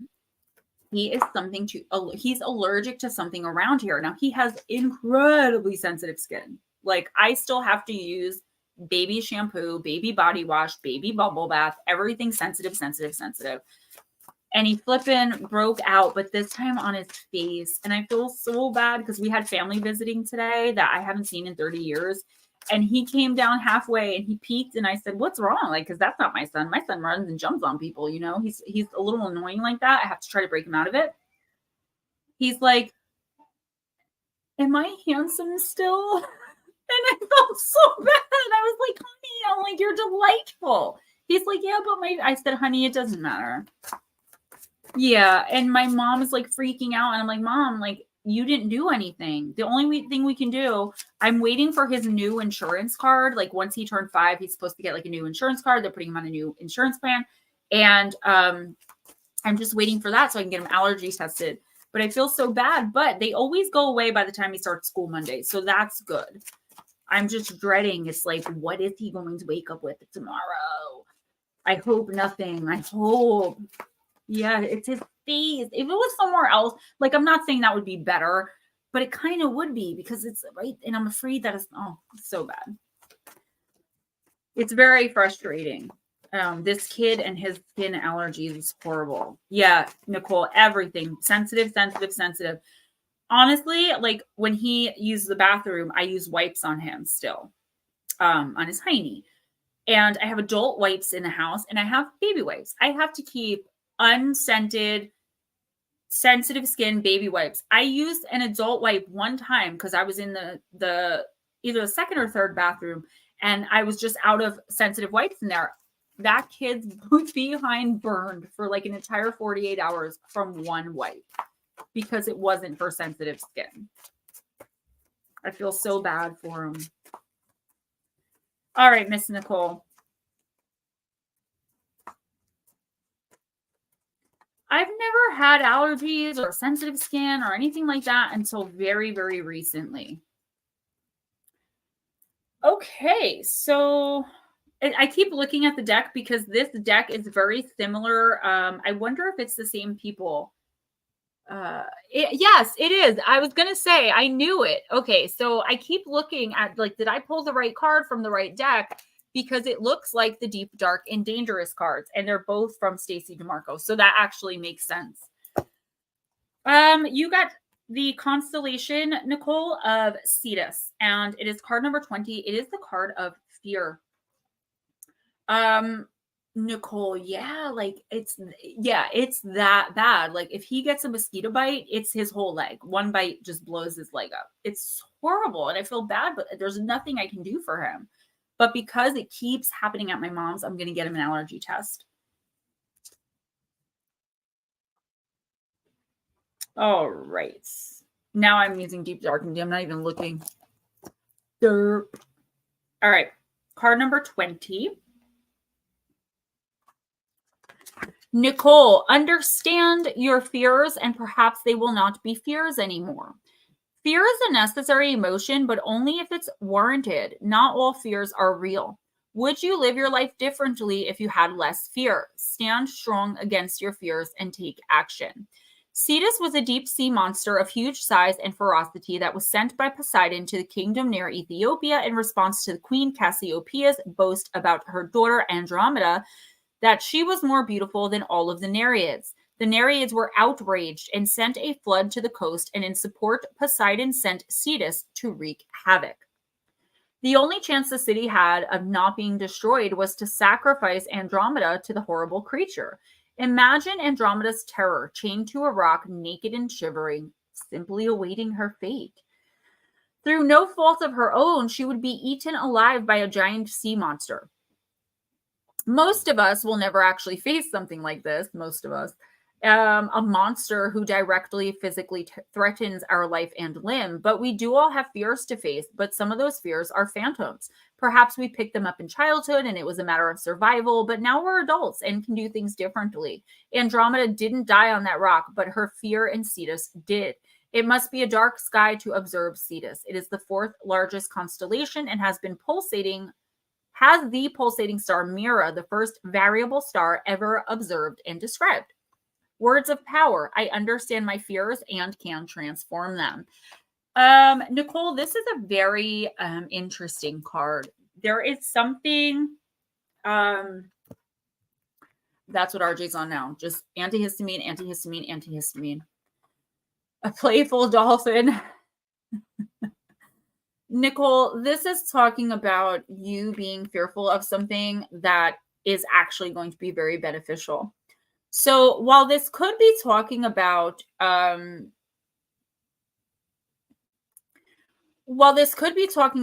facing a fear and getting out there and doing something that you're afraid of, I feel like it has more to do with like, you're not doing something because you've already predicted the outcome. You already know you're going to fail, or you already know that it's actually a crappy idea, or you already know that, you can't leave this toxic person behind because there's nobody else out there for you. All of these things that you think you know about whatever this situation is, they're just wrong. They're just fears. And I feel like these particular fears have been implanted by someone else. So it's not just something you picked up along the way. This is someone being afraid to go out in public wearing makeup because they were always told as a child or as a young adult that they looked like a clown wearing it.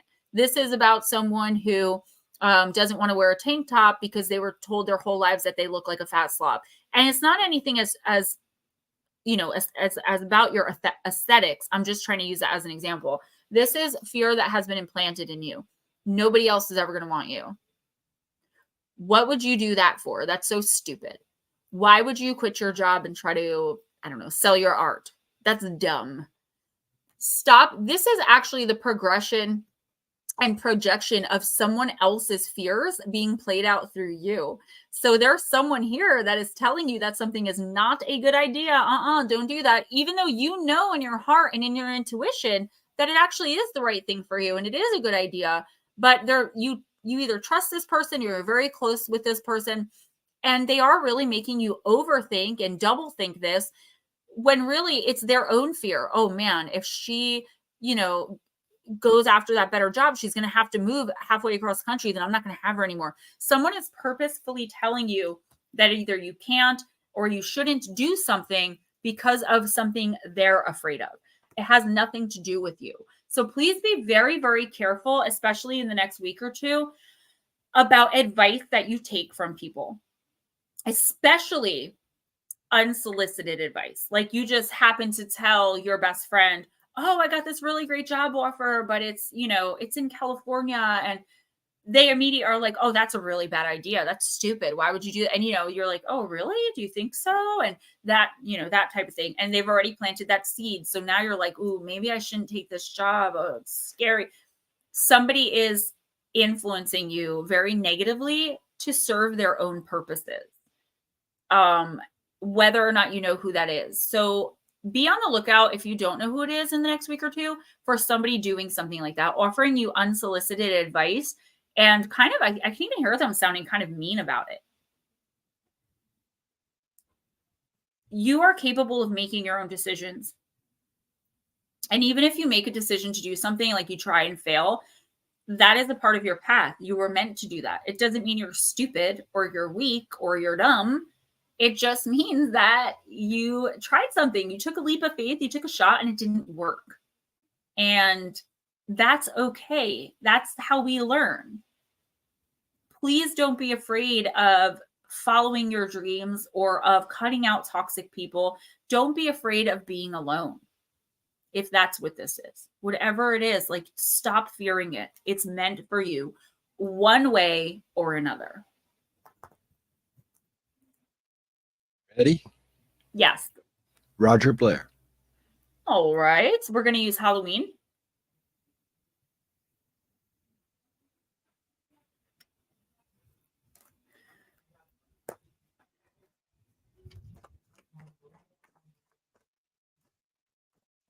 Hi, 5DRG. Good evening. Goodins Auto, what is up? Hey, Miss Lotus Girl. Oh, sweetie, if you got to sit this one out, just let me know and I will try to timestamp for you. You're welcome, Nicole.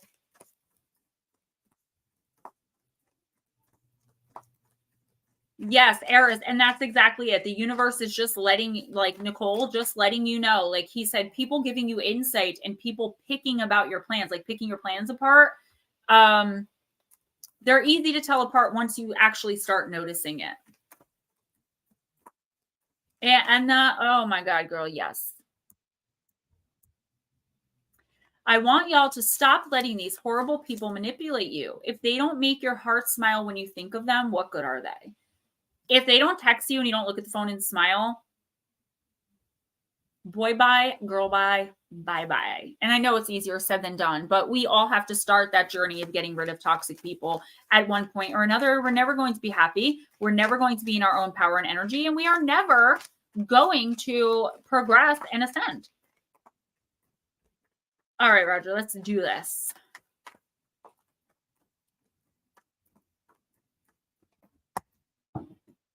That was 4 cards, though.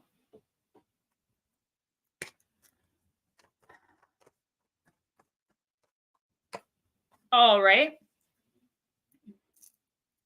Ancestors.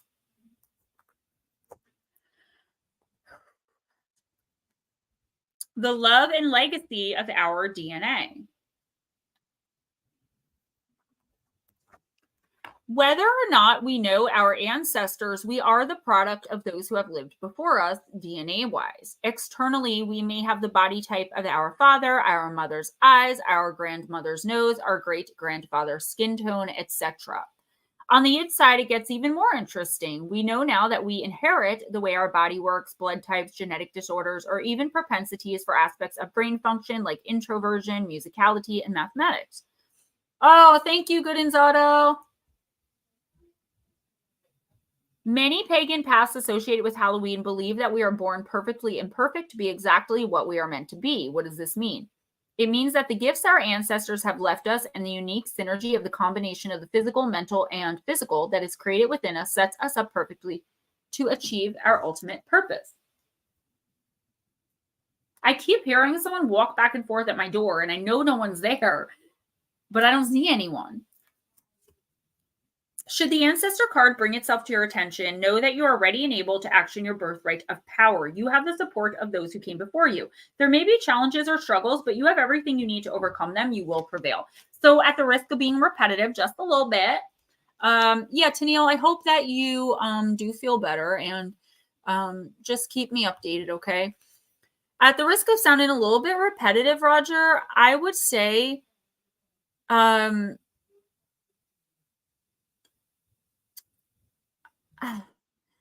just feel like, okay, this is a weird, okay. So I feel like there is something that you have been wanting to do for like ever. Okay. Whether you're aware of what this is or not. And it's like lately you've been really thinking about whatever this is. And you may have come to the conclusion that you either really, really want to do this or you do not want to do it anymore. What you have to understand is you are being influenced by your ancestors right now in spirit, one way or another. So what you have to do, Roger, is separate yourself from that energy, right? And really sit.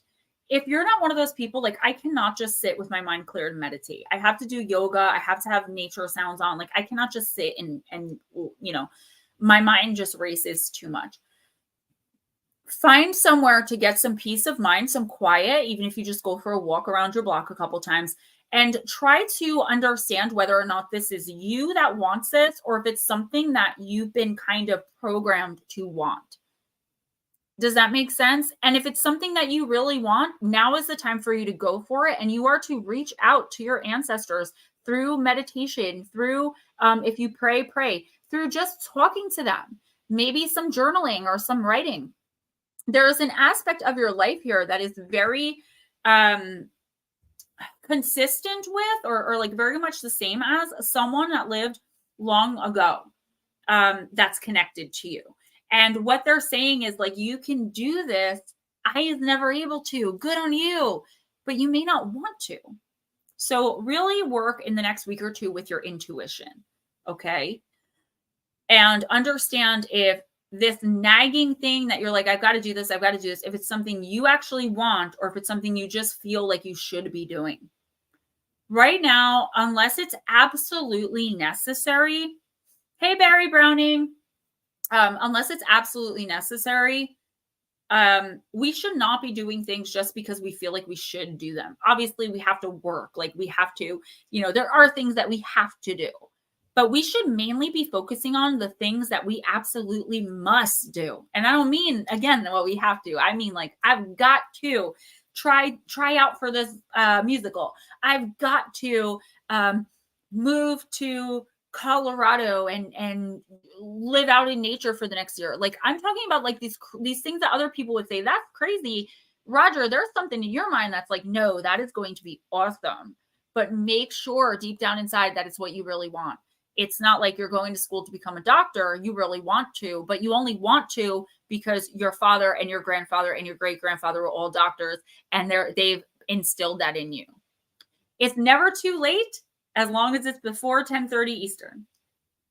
Actually, 10 now. I did change it to 10 because by the end of it, I'm really tired. Who's next? Mike, LIB. Mike, I'm going to use angels and ancestors. Good looking out, Mark. She said a good old broad. I love you guys. Oh, okay. You got the High Priest, intend and create. You could be dealing with a Pisces sun. You're welcome, Roger. Thank you. Yes, and I pulled this one out so I can use it for you tonight. I was compelled to do that. So the High Priest goes with the High Priestess. The High Priestess is Pisces energy. That's why I said that. Yeah. Wait, that was High Priestess. High Priest has to be right here. Okay. Recognize that you have the power to change your life. Face your fear and align with the light. In many traditions, the high priest is the physical embodiment of the divine masculine. He acts as a bridge between worlds and is able not only to divine the future, but to help create it as well. He may be a leader in his spiritual tradition or in pagan traditions be second only to the high priestess, but he's always spiritually connected and disciplined with great respect for his creator and his particular practice. In a reading, this card can represent a spiritual figure, leader, or teacher in your life or an aspect of your path that has led you to where you are today. I feel like this is you. Like, this is definitely your energy, Mike. And like everything that you're coming into, not just with YouTube, but in your personal life as well. But I do feel like YouTube has a lot to do with this. You're bringing a lot of people in. You're reconnecting a lot of people with the divine, with nature, with the elementals, all of the forgotten things that we're all born connected to, but that we disconnect from very quickly because, you know, it's not cultivated in us. You are recultivating that in people. You are helping people recultivate that. I don't think you realize that you might be a spiritual leader, because you're just out there doing what you do and you're doing it for you. And if everyone else loves it, that's great. But there's more to it than that spiritually.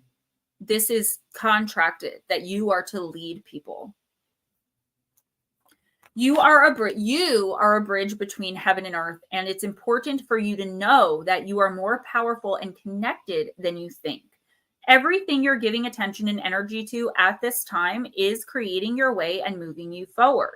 There have been some setbacks, but accept these as experiences that have led you to a deeper understanding of yourself and to spirit. Know that you are being guided by the ancestors to direct your thoughts and energies towards what you want to grow, heal, and expand, and then watch it happen, manifested right before your very eyes. Diane, what's up, girl? Yeah, Mike, this is you. I think this is a time in your life that's really exciting. And I don't even think you're aware of it, like I said, yet. This could be something coming in around like the new year, February, March. Like, I'm seeing months down the line instead of the usual weeks that I see. So here's the thing. You're called to lead. So even if it's, again, through YouTube, there may be something bigger coming in, okay? Where you get a chance to be that person for even more people. People trust you. People believe in what you say. You carry yourself with dignity and integrity. And there's not a lot of that out there right now on YouTube or in the world. And I feel like you've got something special going on because you are so deeply connected to your ancestors who were spiritual leaders. You have several ancestors here, 5 out of, you know, tens or hundreds of thousands that you probably have. There are 5 here that are coming in very, very strong. Their energy is just like they're above. They are ascended.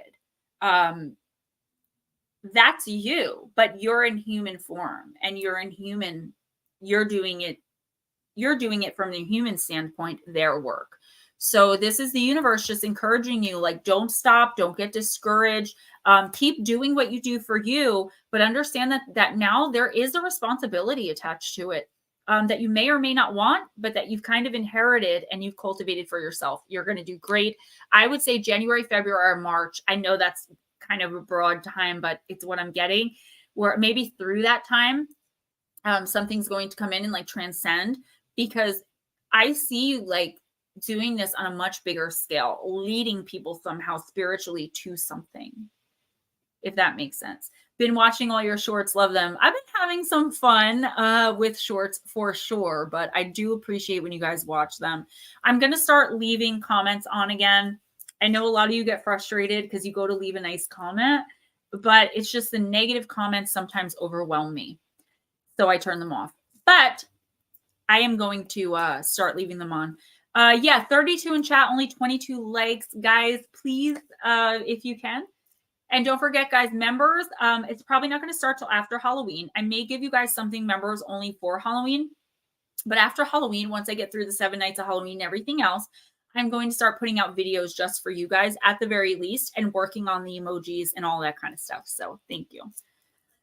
Who's next?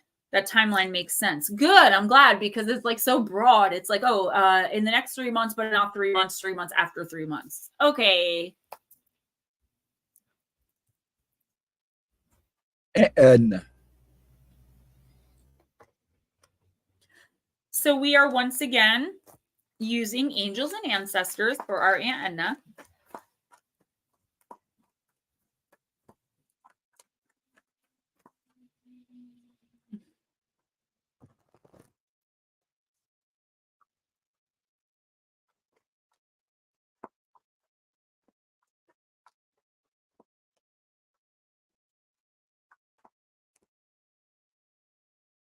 Shaolin Master.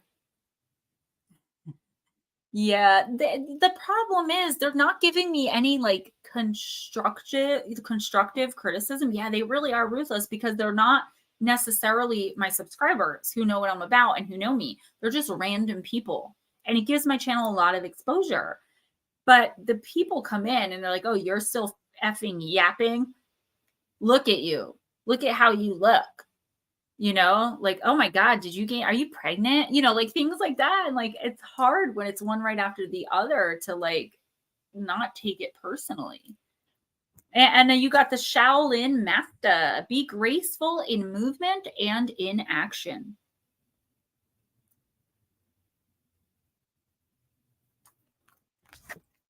Slow and steady, breathe and flow. Take a gentler approach. The Shaolin Master calls forth the ninja within you.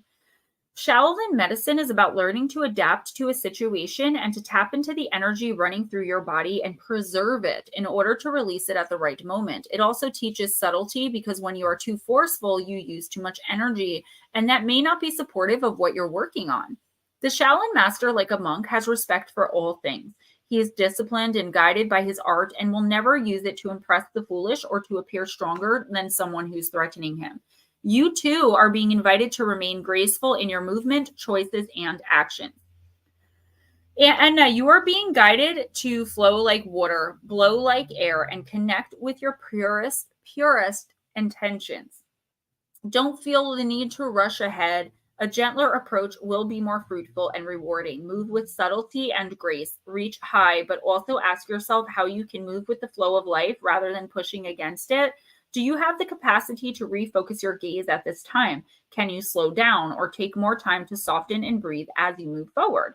All of this will be incredibly beneficial for what happens next. Trying to do too much, okay, physically, for the most part, physically, mentally, spiritually, emotionally, psychically, you're just trying to do too much too fast.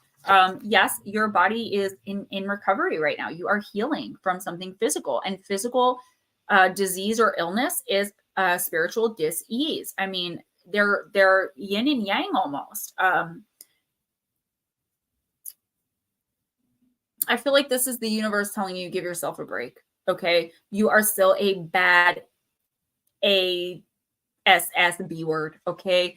You have nothing to prove to anyone. All right. You, I actually have something in my notes for you that I wrote a really long time. I'll look it up in a minute. You have nothing to prove to anyone, not even yourself, because at the end of the day, you know who you are. You're actually one of the, I don't want to say one of the only, but one of only like a couple handfuls of people that really knows who they are inside and spiritually, at least for the most part and most of the time. We all get lost sometimes, but you know how to not get stuck in it. So why are you being so hard on yourself about your physical inability right now? You're going to heal. You're strong. You got this. And, you know, you don't owe anyone anything. So if you're not moving quick enough for some people, then let them pass you by. Who cares? And even if you do care, you have to put Aunt Edna first. You know that. So those who mind don't matter. Those who matter don't mind. Stick with that motto for the next few months while you convalesce. And you do so at your own pace. Even if you're a doctor, like nobody should be forcing you or pushing you right now to do too much, to think too much, to, you know, heal too quickly, including you. Like you shouldn't be doing that to yourself. Lepidolite is wonderful. There's another one. Oh, what is it's not thulite. It's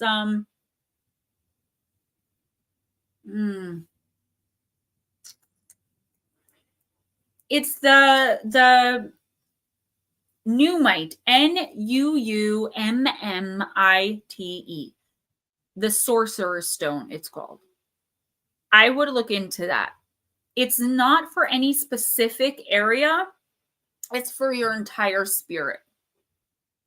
All right. Merlinite is the wizard stone. Nuumite is the sorcerer's stone. And I do have some extra if you want me to send you one. You just have to pay shipping, which would be like $5. And I could probably cover that for you anyway. Who's next? Smoochie. And Bat Mom, she did you first because you were here first. So you are at the very beginning. Harry Potter. Smoochie, I'm using Queen Mabe. Bat Mom, this is what your card looks like. Hummingbird Spirit.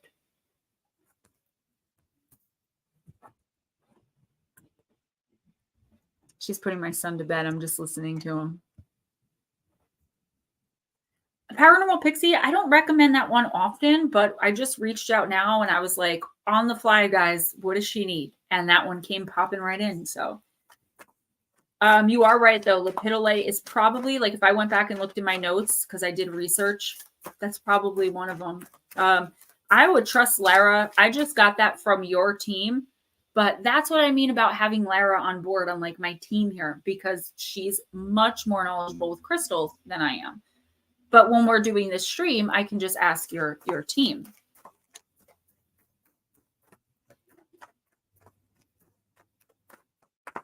That rice and beans smells so flippin' good. Yeah, Aunt Edna, see if you have it. If not, Steven seems to get your messages, or you really can text me anytime. I keep do not disturb on. So you can't ever bother me. And I check my phone like every 20 to 30 minutes to see who texted me. It's a way easier way to get in touch with me. And I actually just bought like a month ago extra Numite. I saw it on in the store and I was drawn to that and some rainforest rhyolite.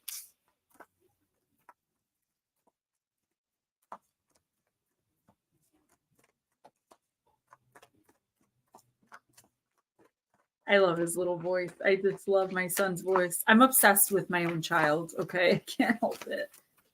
All right, Smoochie, let's do Queen Mabe. No. Smoochie, you had to draw boobies, okay? You always do this to me. You're always drawing those boobies. Wild, watery sea. Again, we could be dealing with some emotions. Yeah, lepidolite's fairly easy to come by. Actually, yeah. Which is funny because I actually never heard of lepidolite until a few months ago. My daughter, I think it was for Christmas, or I think it was my birthday. She gave me a heart, a lepidolite heart, which I've since sent away because crystals are like that for me. If you send me a crystal, I may end up giving it to someone else because it just, sometimes other people need them. Yeah, but I have to cover them or I get in trouble with YouTube. All right. Work with the water element. It's as if you are a dehydrated mermaid, barred for too long from the fluid restorative power of the sea. I am, of course, speaking poetically, as I always do, but I am also speaking literally. As soon as you can, you must go to an ocean, a stream, or a lake. Alternatively, you might stand under a waterfall or dip your feet in a pool. Oh yeah, great. I'll just go to a waterfall. Yeah, right down the street. They're just waterfalls everywhere.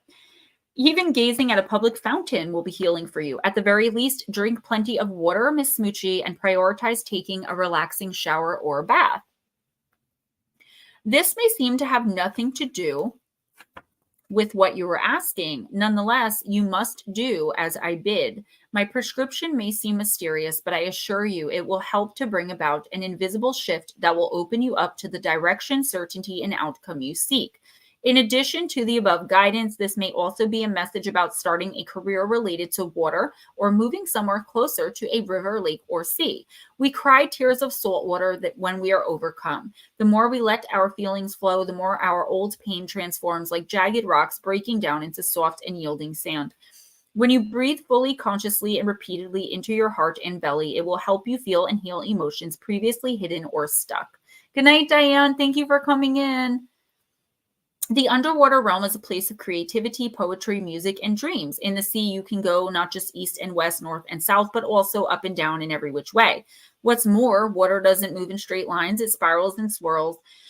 Swim along with the tide, engage in creative pursuits, sleep deeply and long, and record your dreams, or simply retreat into your own revitalizing depths for some quiet time alone and loving self-care. Be a landlocked mermaid no longer. Presently, find your way to the wild, watery sea. Smoochie, you are suppressing emotions, okay? You're not wanting to Either you don't want to express them for fear of either rejection or like, you know, someone treated you like poop, so you're not going to reach out even though you're hurting. There's something here that you just don't want to deal with, so you're trying to like stuff it down. Good night, Mark. Have a great night. The universe is saying you kind of have to deal with them, but you don't have to deal with the person they're aimed at. Okay. And here's the thing. Yeah. And now hold that thought. So Miss Smoochie, yeah, it's like deal with the emotions by finding a way to relax and, you know, feel the flow of that emotion, gently releasing it out into the air and or atmosphere, taking that energy and transmuting it into what? Self-care, self-love, doing something for you. Okay. Not necessarily reaching out to that person that you're missing that's causing this suppression of emotions, or not necessarily being ready to say you're sorry or accept an apology yet. This has nothing to do with the person that you're feeling these emotions towards. It has to do with taking better care of yourself and not getting stuck in those moments that, you know, can make or break us. I feel like you need to take some time in the next week or two to really do something for yourself. And even if you don't want to be around water, even if you don't think, you know, a relaxing bath or shower is going to do it for you, Smoochie, find some way to release these suppressed emotions out into the world, into the atmosphere, and transmute it into loving yourself a little better, a lot better, and letting it go. So Anna asked, Violety purple. I've seen it. Yeah, I've seen it more of like a lavender color. Is what I'm thinking. I know the heart my daughter got me was like lavender and like whitish. But again, Miss Pixie may be the better one to tell you that. I know Numite is just black. It's just a black stone. It looks kind of like a cross between obsidian, black obsidian, and black tourmaline. It's like a cross between those two. Who's next? Mike Roberts. Blue Crossroads, thank you, sweetheart. And I will send it Monday. Actually, no, I will pack it Monday. I'll send it Tuesday. Oh, Mike. Mike, I'm going to use the Vampire Oracle. Guys, this is the last week, this coming week, Monday through Friday, to get your personal readings for November. I'm going to have them finished, hopefully, by next Friday. So then we're going to be moving into, you're going to be booking for December. So if you want to be a part of the giveaway, book your reading this week as soon as possible. So I put you on the list.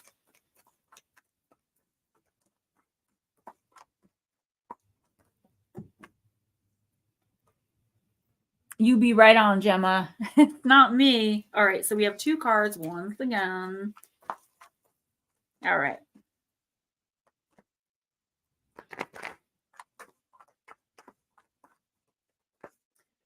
Eris, thank you very much for being so on point. Jilly, I appreciate that you were kidding. What Eris is doing actually really does help me, because YouTube goes through like certain, like if you don't make them a lot of money, they will go through your chat and they will just pick apart and like any little thing that they deem, like I can't show a cartoon breast. You know what I mean? So it's not only you. No, one thing being said in particular wouldn't be, but then if the chat were to start talking about them, then it would be an inappropriate. You guys don't know what YouTube, like we are threatened with demonetization over every little thing. And because it's my livelihood, so nobody get offended or upset. Eris is just doing his job and I love all you guys. So boobies might be a bad word to YouTube. You never know. Every month when I do the shorts for the astrology signs.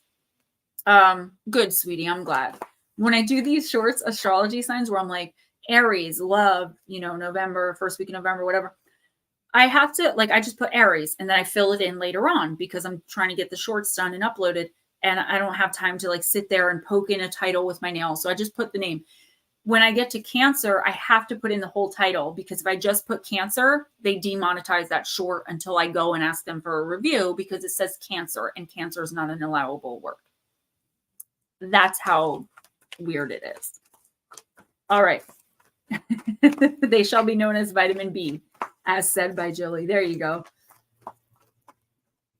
Okay, guys. All right. All right. You guys are awesome. I love you all. Yeah. Mike Roberts, then we're going to do Eris, and then we're going to do Miss Jilly. YouTube is very immature, is what they are. They really are. Cover up that cartoon boob or else. It is. And that's exactly what it is, because I don't bring them in any money. You know, when I get paid Monday, my YouTube, I'll get mainly donations from you guys and like an extra $25 to $30. That's it. Okay, so Mike, you got the card of courtesy, which is card number 38, being thoughtful, polite, and good manners. Ooh, sounds like fun. One thing we are known for in the main is our exquisite manners. Although this little vampire has no need for food, she has made sure her guests are going to be provided for with the sweetest of treats at her moonlit feast.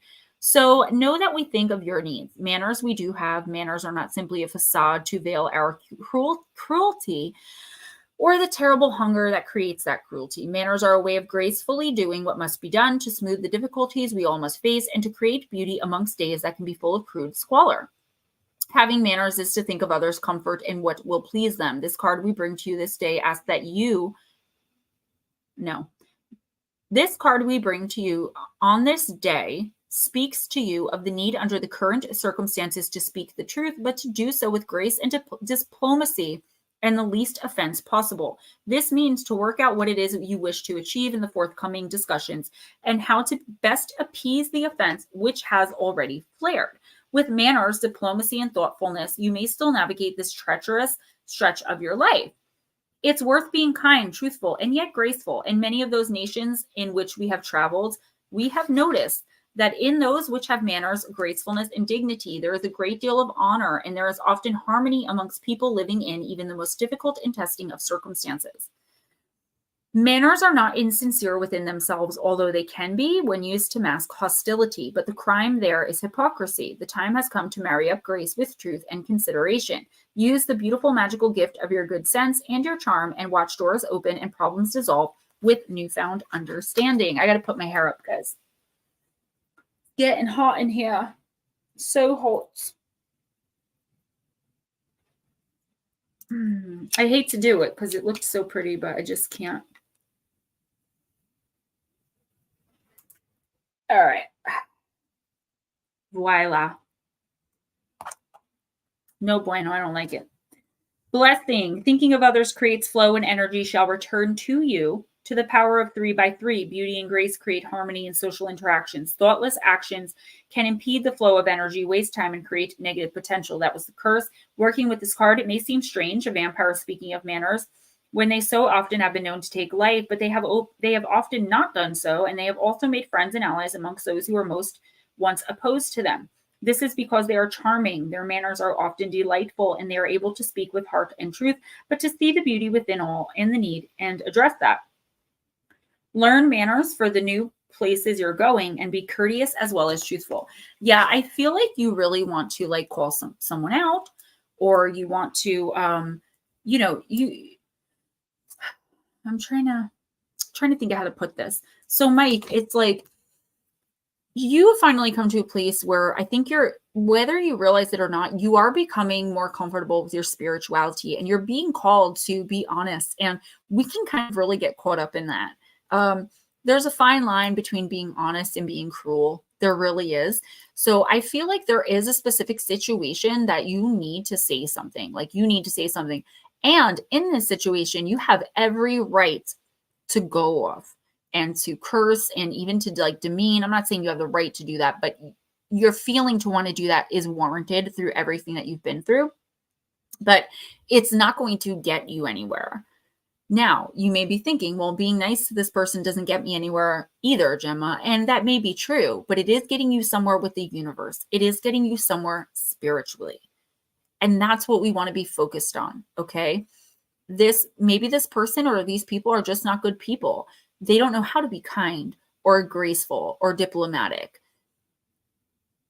I think that they're going to have a really hard time finding something to say back to you or to say about you if you speak to them kindly, even when they're treating you like garbage. That doesn't mean kissing their butt or being overly like affectionate. It just means saying, well, something like, I'm really sorry that you went through what you went through in your life. And I just don't think that I'm the person who is most right for being able to deal with all of that right now. So you have a good day. And it's all about how you say it too. Do you know what I mean? I also feel like there's an opportunity coming up where someone's going to look at you and judge you by the way that you look. And I feel like you're going to sense this. So it could be like a job interview or meeting a new romantic interest, or there's some introduction here that I'm seeing. Be kind, not at all. There's some introduction here that I'm seeing, Mike, where it's like, okay, you can turn this person's thought of you around. They're judging a book by its cover. And I think you're going to teach them a major life lesson because you're going to be charming and authentically your amazing self. And you're not only going to end up coming out of whatever this is on top, but you're going to have helped this other person learn a really deep lesson. Trying to be patient about the situation I've been dealing with, and I can feel a whole wanting to its head. I'll keep playing nice. See, but that's the thing. It's not even like about playing nice. It's about coming to this understanding of the situation that being rude, crude, obnoxious, or impatient isn't going to get you anywhere either way. So it's like, why not score some points with the universe and be honest? You can honestly say how you feel.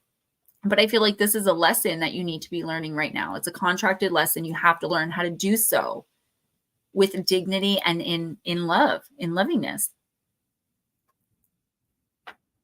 Who's next?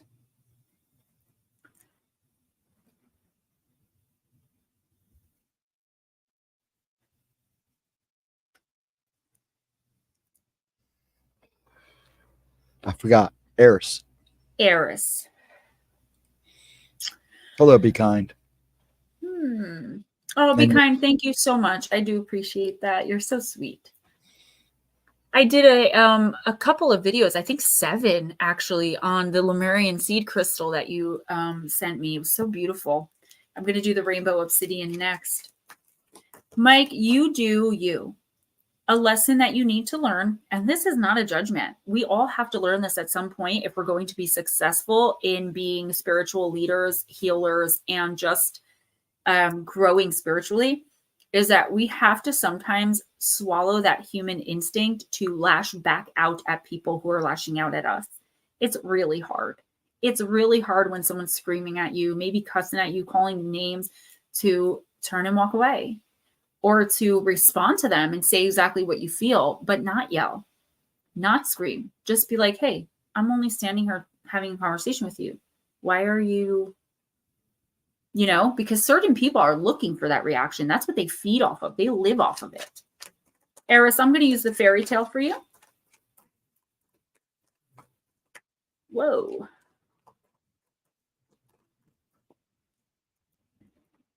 You're very welcome. Thank you.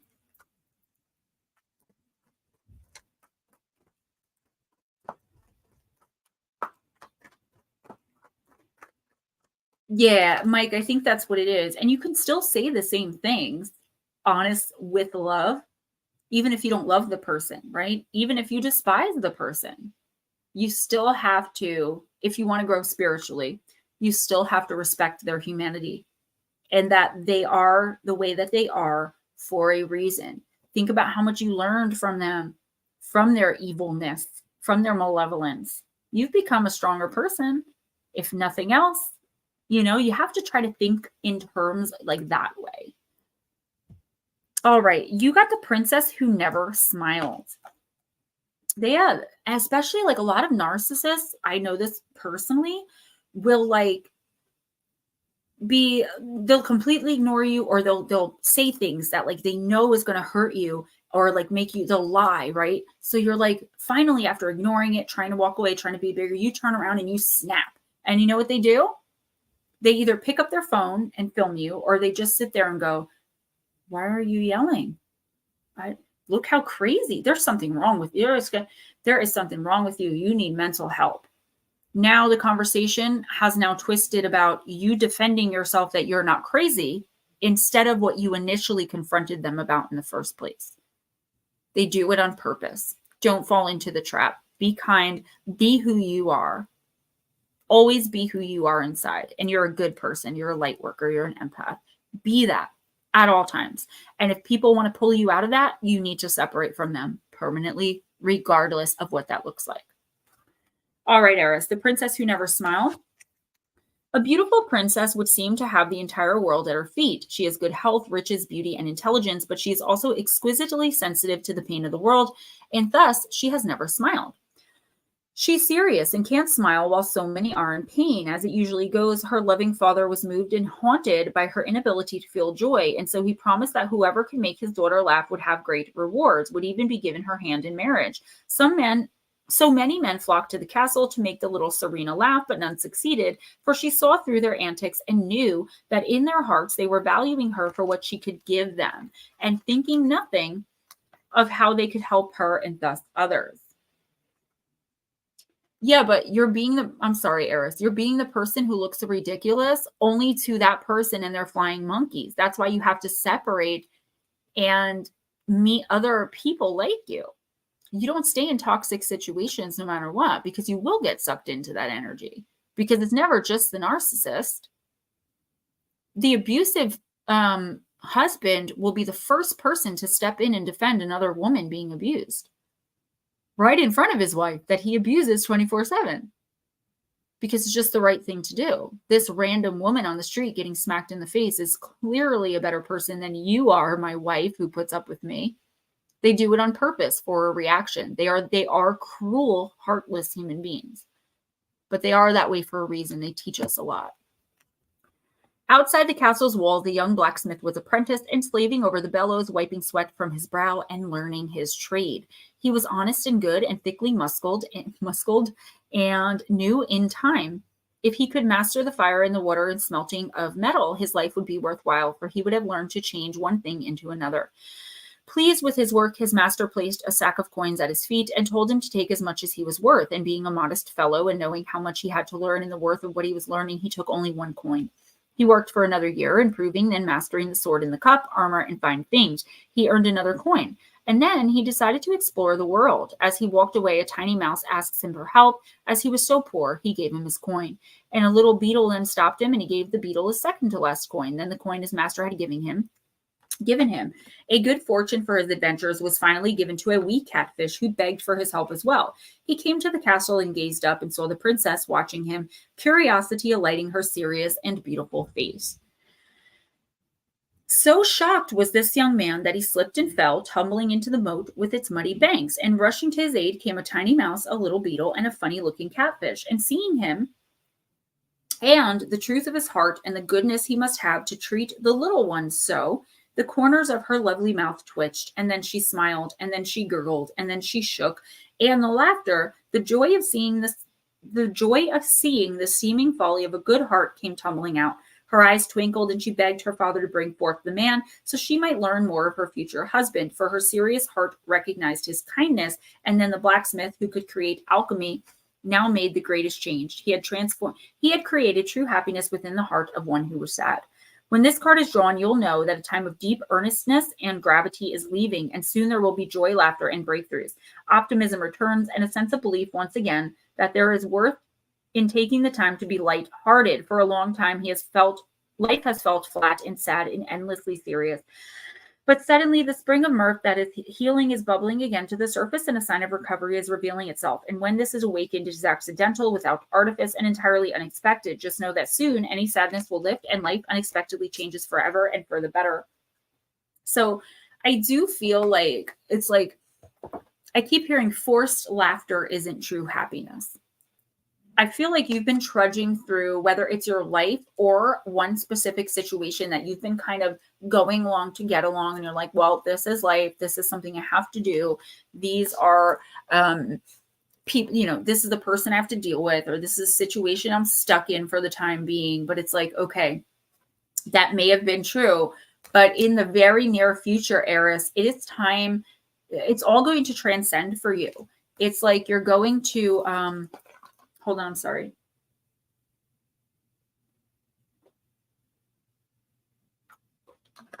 You are going to finally recognize the spiritual lessons you've learned from all these situations. And it's like, I could just see it like a light bulb, like it's all going to click in your head. And you're going to realize how to use all of these separate situations that you felt so stuck and trapped in for so long to your benefit, so that you can move forward in life, stepping into your power and away from these people, places, things, situationships, and relationships.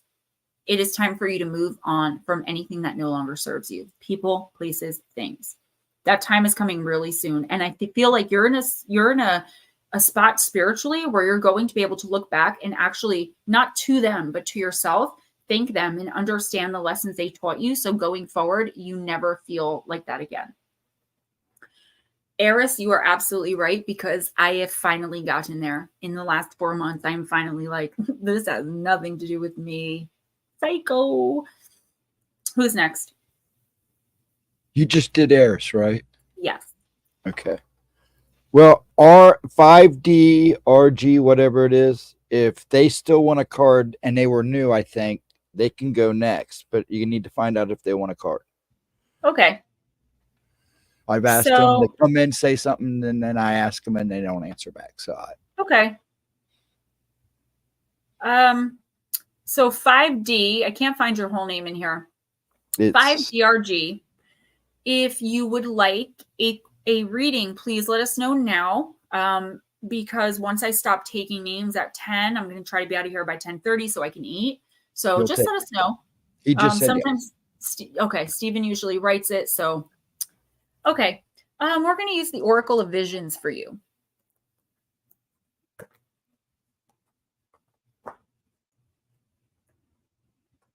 How did that happen? Oh, I see. Okay. Hey, Divine Empathic. I did not see you come in. You're welcome, Eris. Thank you.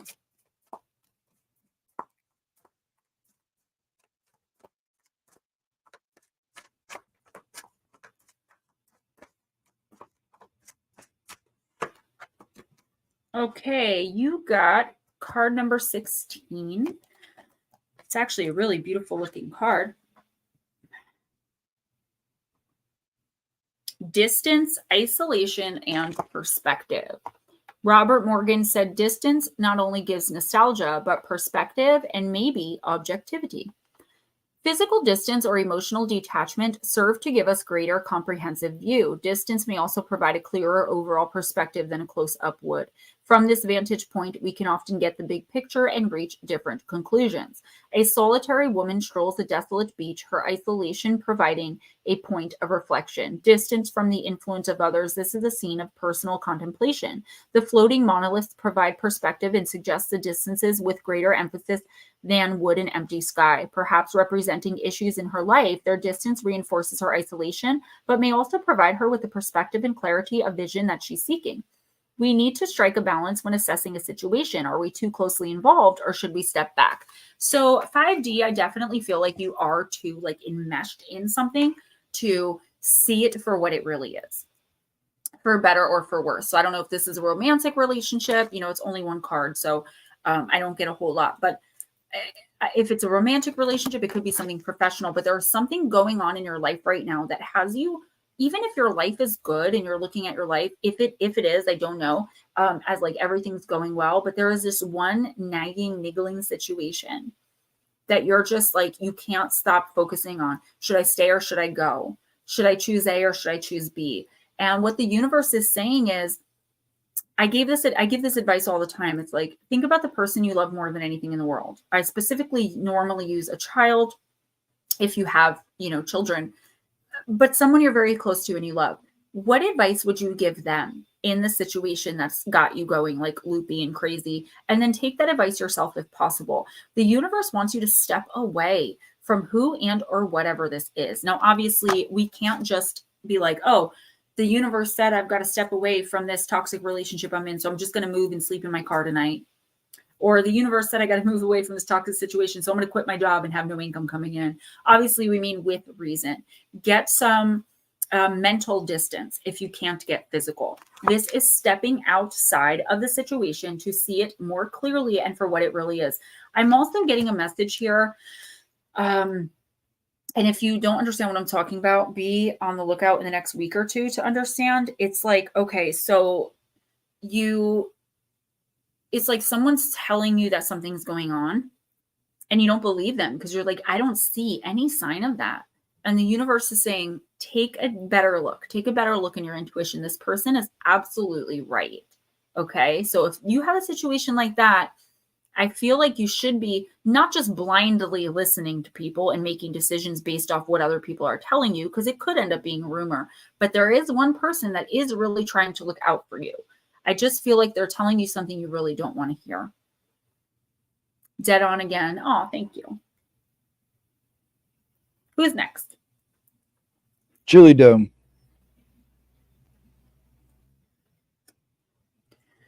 Jilly, I'm going to use deep, dark, and dangerous.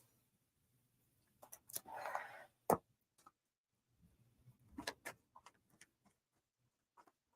right, well, you're up now, so.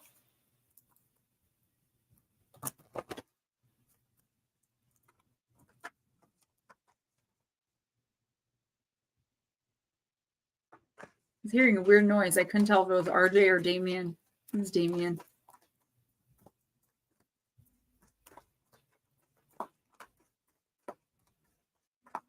I give good advice, but I'm terrible at taking good advice. It's aggravating. I'm the same way. I think a lot of us are because it's so much easier to see. It's easier to look from outside of the box, right? When you're stuck in the box, you're stuck there. Jilly, you got Hecate, my girl Hecate, the card of illumination, card number 121, and she is a dark card.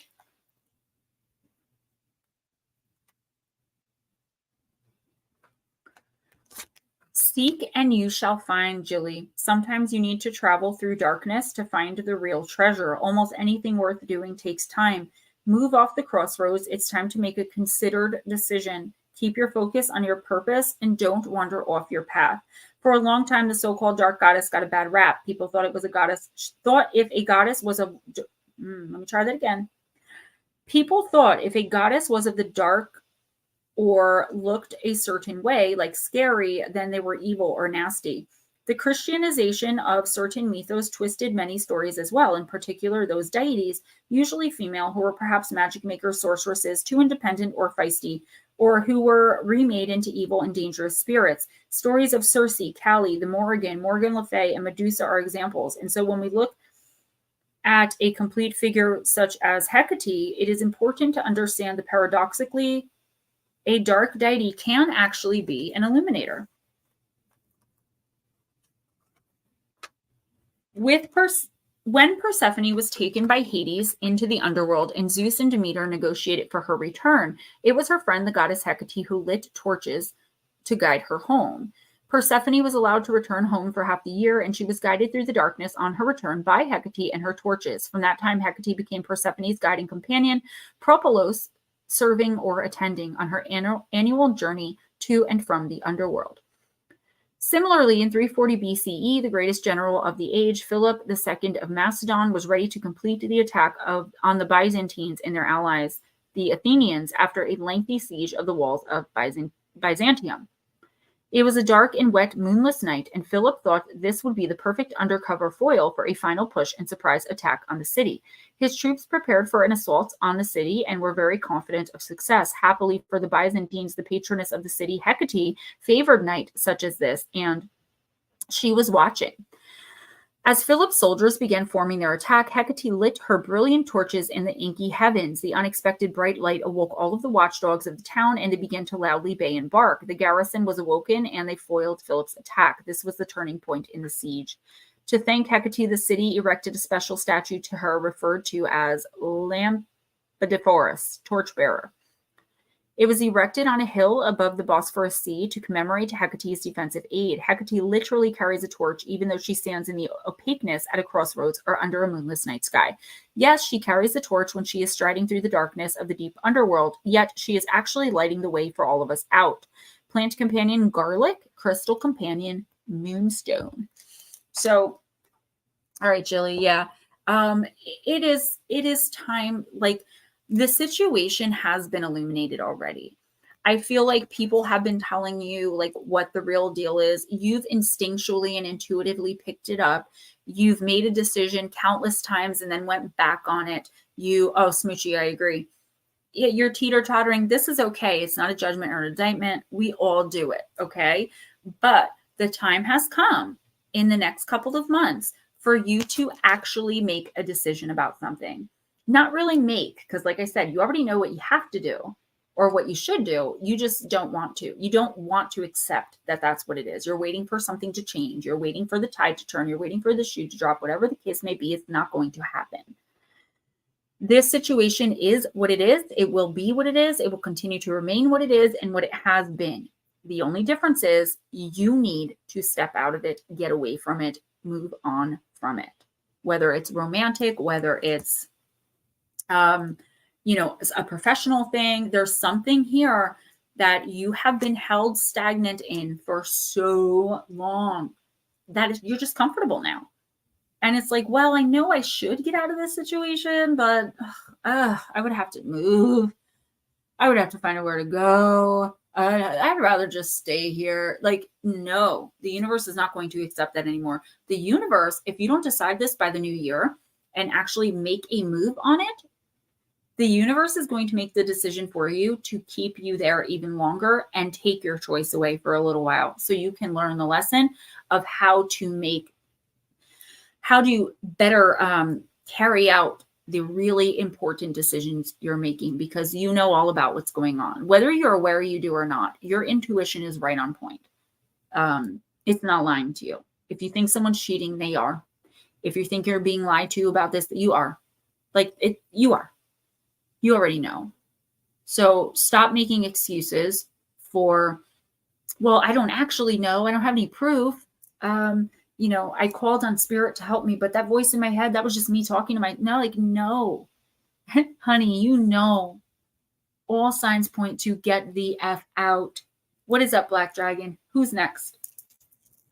Hilton. Pacify her. She's getting on my nerves. All right, Hilton, we are using the Halloween Oracle.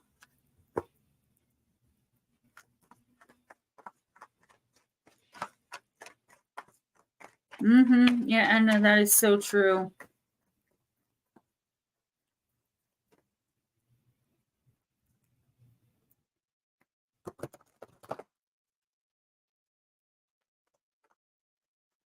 Hilton, it's good to have you back, honey. I haven't seen you. You've been in and out a few times, but it's nice to see you again.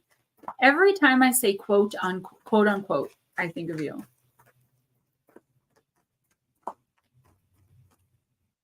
Okay. Zombie.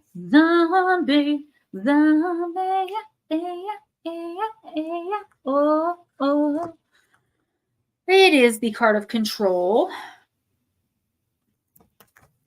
Zombies have become quite the fashion recently, much like vampires. Turn on the television and you can't escape the moaning and groaning of these, the living dead. And yes, they do seem to prefer your brains. There are even public zombie walks where people dress up as zombies and appear en masse on roads and in cities. But zombies are not merely a fun icon of pop culture. Traditionally, they are mainly associated with the African and Haitian voodoo religion. Zombies are said to be dead bodies reanimated by incantations chanted by a learned practitioner called a bokor, and they are usually enlivened for a purpose. The practitioner is said to capture part of the living soul to animate the body, and that is always a temporary action, as the soul cannot be contained in that decomposing body for long, or God will take it back. One of the most frightening aspects of the idea of zombieism is the idea of our souls and consciousness being trapped inside a body that does not do our own bidding, but someone else's. Another is the idea of being buried alive, the fate of some, it is said, who get trapped in already dead bodies. Should the zombie step unsteadily into your life, it's time to look at the concept of control. Do you want to control everything, leaving little to free expression? Do you choose partners who are not your equal so that they are more easily manipulated and changed to your liking? Or do you allow that to happen to you? If you're not living your most authentic life, it's time to look at why and how to change that. Yeah, hey, New England Dirt Roadie, I was just thinking about you. That's so funny you popped in. I was just about to. Paradox Fossils, let us know if you're still here and if you want a reading. Good to see you, Netter. So, I'm sorry, guys, I got an itchy. So, Hilton, okay. I feel like there is, like, whether there's someone in your life right now who is actively manipulating and controlling you, and I'm scratching my foot in case you're wondering what I'm doing. They are, but I feel like it could be happening right now. Like you're in a toxic or abusive relationship or situation. Like, okay.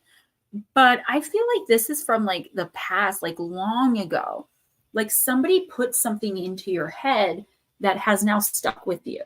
And that's affecting the decisions that you make. And it's affecting like how you're living your life. This is like getting into the realm of shadow work, right? Are you making your own decisions? Are you consciously aware of the effect who or whatever this is had on you? Because I feel like you're going along with some situation that you know is messed up or that you know is wrong. And it's like, okay, but why? Why would you do that?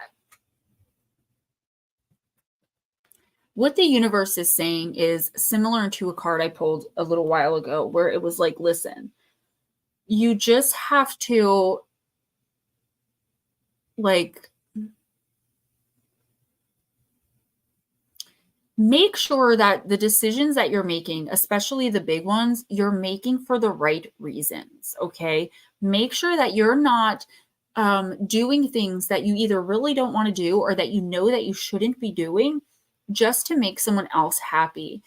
While it's okay to want to make other people happy and do nice things for them, it shouldn't be at the detriment to our own like advancement in our career, or it shouldn't be to the detriment of us being able to be in loving and kind reciprocal relationships. Please take a look at all the relationships in your life and find out who this is that is either from a long time ago that, you know, ingrained something into your life, or I feel like it could be both. I feel like there's also someone in your life right now who is like, they're making everything that you do about them so that you have to consider them. Hello, Miss Shelley. You have to consider them with every decision that you make. Now, whether they're actively telling you this or not is a different story. You are under someone else's control mentally, whether you realize it or not. And that may not be in every aspect or area of your life, but it is under one important one.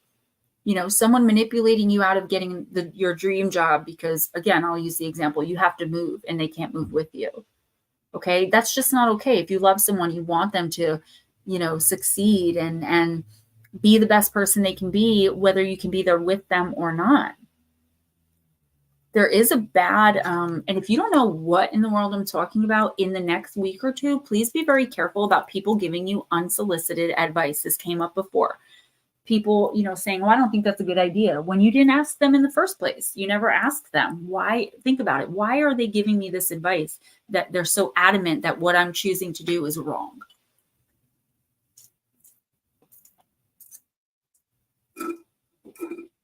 Okay, I'm just trying to figure out who's here.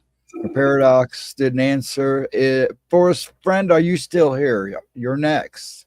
Forest Friend, let me know if you're still here, because as soon as we're done, I'm ending. I'm starving and I'm tired. And if he doesn't answer, I got then the you can go ahead and, Festival tomorrow. I'm sorry, who is it? I'm sorry. Nut Slap. If he doesn't answer, go ahead and do Nut Slap. Okay. Yeah, I'm supposed to be going to the Cranberry Festival tomorrow. I definitely want to get some sleep. Forest Friend, I think, is a female. Shelly, because every 2 weeks I'm at my mom's, and instead of sitting on her bed with her headboard, it's more comfortable for me to be in a chair. So that's the wall. Just visiting mom. Nutslap, I'm using Moonology Manifestations. And Forest Friend, if you're here, please let us know.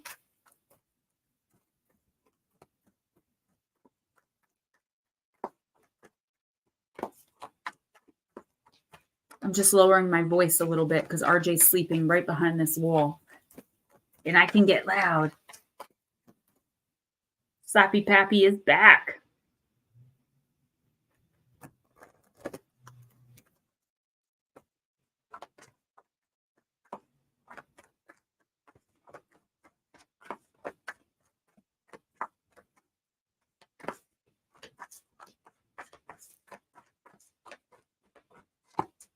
Nutslap.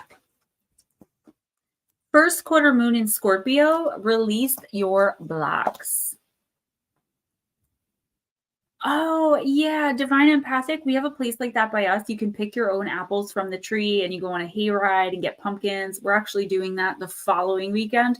RJ's going to my cousin tomorrow, though, because the Cranberry Festival, it's just like it's like a big flea market in Cranberry, where the cranberry bogs are. So it's just walking and shopping, and he's 5. So, but it's going to be fun because I can finally get out and do something by myself. I'm going with my aunt, my mom, and my sister. So it's kind of like a girls' day thing. So it's going to be a lot of fun. It's going to be a good break. Forest Friend, you will be next. Nutslap, you got first quarter moon in Scorpio. Release your blocks.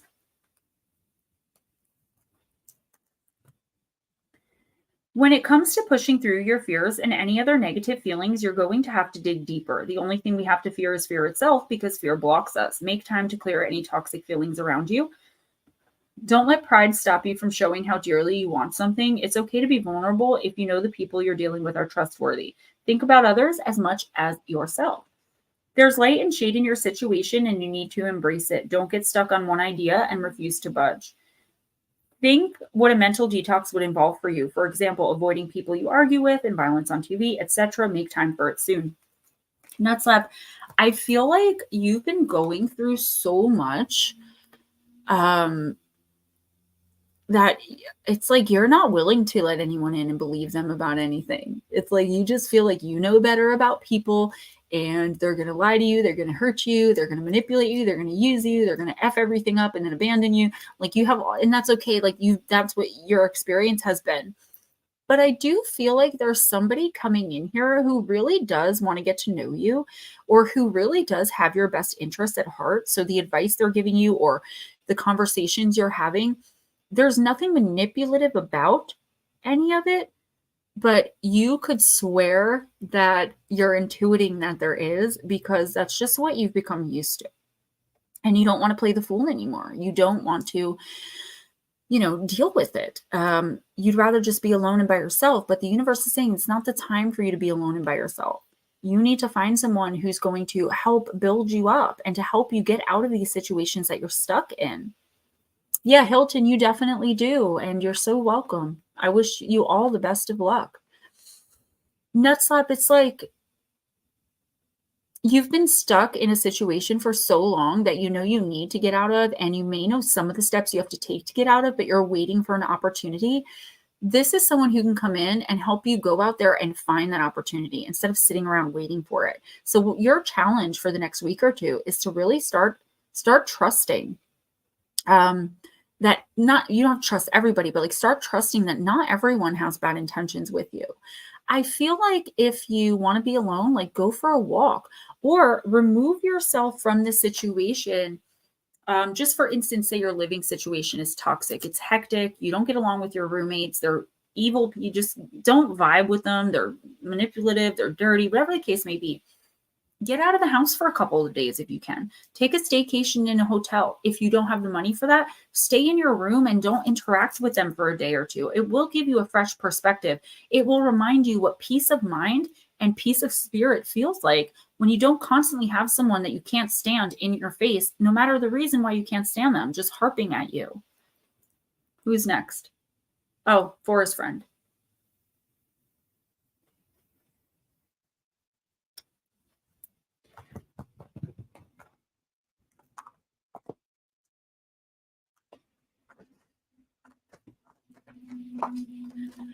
Eris, that's true too. People with seasonal affective disorder are going to start feeling the effects of less daylight.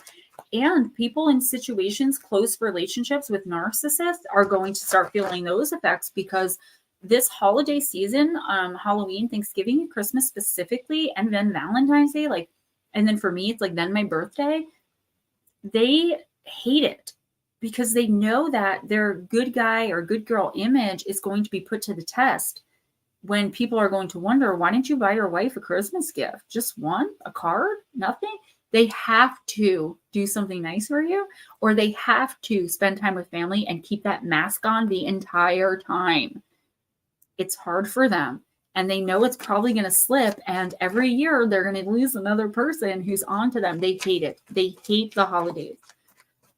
Any true emotion that you feel, like if you're feeling sad over something they did, because of how they think and how their mind works and how they behave, they automatically assume that you're faking because that's what they do. If you give them a sincere apology because you're able to admit when you're wrong and you have no problem being accountable and responsible, they will tell you that you don't really mean that, so stop saying it, or something to that effect, because they don't ever look inside. They're never wrong. So they don't, their apologies are never sincere. So if you give them an apology because you mean it genuinely without asking for something in return, they don't believe you. They're incapable of believing that people really have emotions. They think everyone is just like them. All right, Forest friend. We are no longer taking new people. I should have eaten before I started this. I'm starving. Stardust Angel. This is Myths and Mermaids. Oracle of the Water. Card number 22. A dazzling beauty floats on the water, but her gaze is fixed towards the night sky. Her soulful eyes seek guidance from the heavens that are radiantly reflected in her hair. Divination meaning follow the guiding star. Follow your guiding star, excuse me. We all have someone in our lives that we can look to as a role model, somebody who can guide us in times of trouble or uncertainty. Now is just such a time, and it is in your best interest to turn to this person or to follow his or her example. Their wisdom, good sense, and strong moral compass are precisely what you need to get your own life back on your preferred path. Yeah, definitely. So Forest friend, whether you're looking for guidance or not, I do feel like you could be, I don't know if this is someone new coming in, or maybe you're reconnecting with someone that you used to really trust in the past and that you had a really close relationship with. But someone is coming in that you actually feel good about having them around, and you feel good about listening to their advice, and they're okay with it if you don't take the advice. I mean, this is a very great dynamic that you have with this person, whether it's romantic or whether it's, just a professional thing, or whether it's a kinship, a friendship. It doesn't matter. I feel like you do really need to open up and trust this person more, and you'll know intuitively who this is. If there's a situation in your life that, like, this is a theme tonight that you just can't get your head around, you do have someone you can go to. And at the end of the day, if you can't figure out who this person is, go to your spirit team, call on your ancestors, okay? This is a really beautiful card that's telling you, you are not alone. None of us are ever alone, but like literally, you're not alone. There is someone there. I just feel like you're not seeing them for who and or what they actually are because of your trust issues. Kind of like what I said to Nutslap, but a little different. Divine empathic. I will get to that point someday. Who's next? She is. I know. I see it. And be kind. There's plenty of room. You got time. You're on the list. Yeah, no, I'm just saying anyone else that comes in. Yeah. Because I've been asking people to get here by 10 Eastern. No, you guys are good. But Giles just asked and he said, forget it. What? Giles just asked. He said, forget it. No, of course I will read for Giles. We'll do him right before Black Dragon. No, you're good. He's laughing off and on. Well, he can't just say that. Like now, he won't even come over here. So Barry, yes, you are put on the list if you come in. So don't worry about it. Yes, we're not ending, guys. I was saying anyone new that comes in, I'm not going to put them on the list. That they're going to have to wait till next week or contact me for a personal. He said yes. Okay, we're gonna do one for him. Fit him in wherever you want. It's no big deal. I'll just put him in the last. I didn't realize he was right there. No, he was, and he just went back upstairs. He goes, "I'll watch upstairs." Okay, he doesn't have to be present physically. Yeah, he's just being. I'm surprised he was sitting. Go ahead. I'm sorry. I didn't know he was sitting there, and then I turned around a little bit ago, and he was just sitting there watching me, and Dad standing over his shoulder. I don't have seasonal affective disorder, but I noticed that when the leaves start falling off the trees and you get that smell of autumn in the air, I really want to use drugs again. And it happens with the first snow of the season too. I really get bad, like panicky bad. All right, divine empathic. I'm using the oracle of the universe.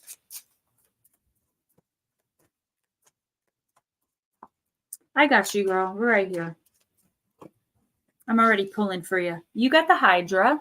So this woman uses the same mythos throughout decks, obviously, because the Hydra is also in the Deep, Dark, and Dangerous deck. Card number 18. And it is the card of Catalyst. Don't have anyone else. I'm really taking a risk. Trust hard. So then this makes sense that person, listen, I can't tell you 100% that that's the person, but that would make sense with the reading I just gave you. So try to keep your heart open, but not to where you're going to allow yourself to be hurt. Do you know what I'm saying? Keep your expectations low, but give them a little time. Use the situation you're going through right now as a catalyst for change. Sometimes experiences can be the catalyst for positive change. Do not wait to deal with a difficult situation. Deal with the issue right now. Seek answers now, or the situation could get worse. Take proper action. We have all heard sayings like, cut the trouble off at its head, or if you don't stop something at its source, two will take its place, or perhaps that if we don't address something now, it will grow more heads later. This is the legacy of the multi-headed sea monster, the Hydra. The Hydra constellation is said to be named after the monster or after a serpent-like creature similar to the famous Hydra. The Hindus see Hydra as Ashleisha or Naga the snake. The most popular mythos of the Hydra relates to the hero Heracles. In the second of his 12 labors, Heracles was charged by King Eurystheus under the goddess Hera's control to kill, the Hydra of Lena. There's like a fuzzy in my sock. I think he was tickling me. Killing the Hydra would not be easy. It possessed deadly poisonous breath that could knock someone unconscious. Its 6 heads could dismember and eat you. If you cut off one of the heads, at least 2 would grow in its place. Heracles covered his face tightly with cloth and his lion skin, to stop the poison. Along with his nephew Ionius, they fought and eventually killed Hydra by cutting off his head and cauterizing the stump before another head could grow. While the king recognized that Heracles did indeed conquer the Hydra, he imposed another 2 labors upon him. The original labors were 10 because he had assistance from his nephew and that the idea of using the torch to cauterize was not his own. Hera was sad that her creature had been killed and raised it up into the sky as the constellation Hydra to shine in immortality. Hydra is the largest of the 88 modern constellations, measuring 1303 square degrees and covers 3% of the night sky. Even though this constellation is large, it only has a few bright stars, the most luminous being the orange giant Alpha Hydrae. Your words of power. I deal with my problems with thoughts and promptness. Okay, so divine empathic, this is fairly obvious. Like there is something pressing that needs your attention.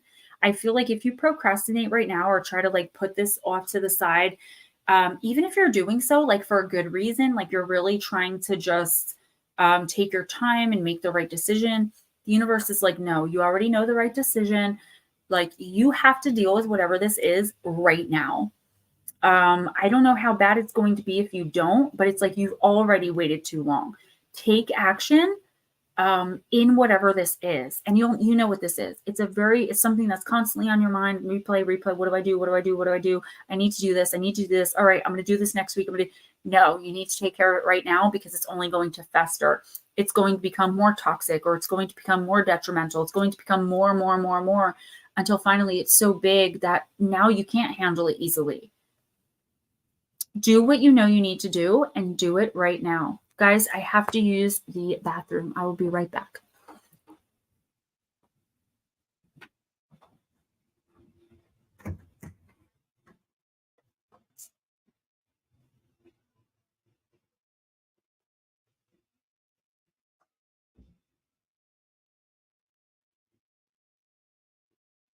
Sorry about the silence there. I'm going to go ahead and Andrea, you're still here. I'll have you're next. Then Good. Then Barry. And then after Barry will be Kind. Then New England, Shelly, and then Black Dragon. Then if she's going to do any timestamps for Lotus. And KC. So I hope everybody's well.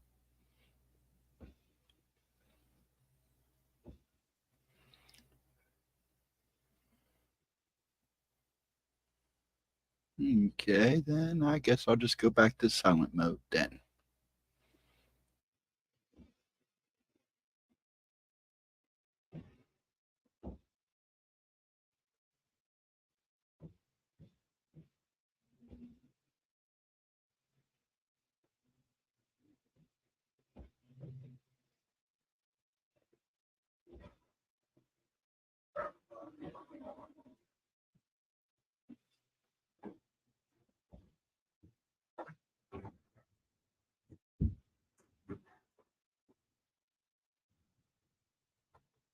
All right, who's next?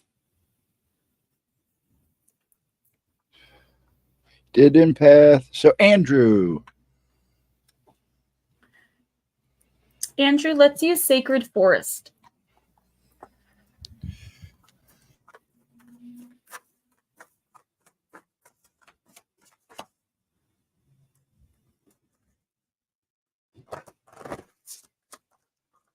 I left the window in my bedroom cracked for RJ to have some air because he's a hot sleeper like me. And I hear the door just rattling. I know it's going to wake him up, but I can't put anything in front of it and then walk out. Like I have to be in there and put something in front of the door to stop it from rattling. But I can't do it till I'm there, so it sucks. All right, Andrew. Let's do this. Like 3 people have mentioned cheesecake already.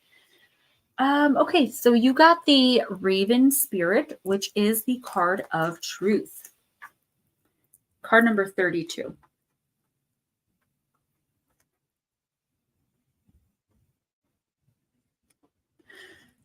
Andrew, stark honesty is called for at this time in your life. In ancient Greece, it was believed that ravens carried messages from the gods, and because of their acute vision, they were thought to be bringers of truth. The soul loves the truth. What is your truth regarding your own life? Be honest with yourself and speak from your heart. Listen for what is sincere and honest in others. Step away from those who are cagey and duplicitous. The hardest thing about living your truth is knowing exactly what that is. However, there is a place within you that always knows what's real and what isn't. Release situations and people with whom you find yourself less than honest for fear of being judged or not accepted. It can take time to discover what is true for you, but once you know, let go of anything in your life that isn't authentic. Miracles follow when you take time to be genuine. The raven is also considered to be the totem and the protector of the queen of fairies. Your soul loves the truth. Find the truth, speak your truth, live your truth, be fearless in your journey, follow your inner guidance, let go of what is not authentic and sincere in life, and be a shining example of trust for others. Divine Empathic, thank you so much. Thank you to everyone else who donated PayPal, Cash App, or in here. I really do appreciate you guys. Andrew, yeah, I feel like you could be questioning a lot of things about your life. Like, are you on the right path? Are you with the right person? Are you doing the right things? And the universe is saying, dude, stop stressing yourself out. Like, stop overthinking everything and understand that your intuition tells you the truth. Your intuition does not lie. So you will know when something's not right for you, and you will know when someone's not right for you too. But whether or not you choose to ignore those red flags, whether with a person or in a situation, that's up to you. The universe is saying the only way you're going to be lied to right now is if you lie to yourself. That doesn't mean someone else won't lie to you. It means that you'll know right away in here, in your gut, in your intuition. Okay. Don't let your rational mind talk you out of it, and don't let your heart manipulate you out of it or into it. Okay. Whatever the case may be, stop over analyzing, overthinking, over dramatizing certain scenarios in your head. We all do it, especially light workers. If you feel like you may be on the wrong path or with the wrong person or in the wrong place, not where you're supposed to be, figure out where you should be, who you should be with, where you should be going, what you do want, and then work from there. Forest friend, thank you so much for joining us. Have a great night. Andrew, all signs point to yes, that you are on the right track with a lot of things in your life, but you're second guessing yourself for some reason. And the universe is saying, look, if you need proof to stop second guessing, find it in your intuition. It's out there. You've got this. Okay, you ready? Mm-hmm. Good. Good, and I can't even. Ghostdragonzw, got it. Yeah, thank you.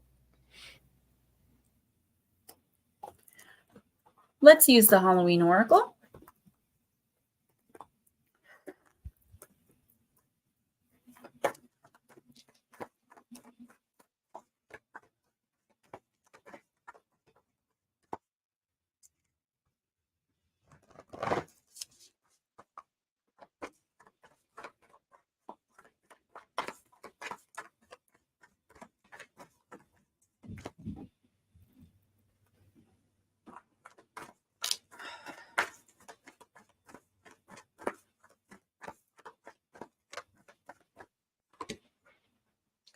I knew it. This card, like, there can't be a reading without Barmbrack coming out.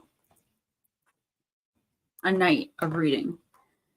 Barmbrack, sweetness and synergy. It's not a bad card. It's just it comes out all the time.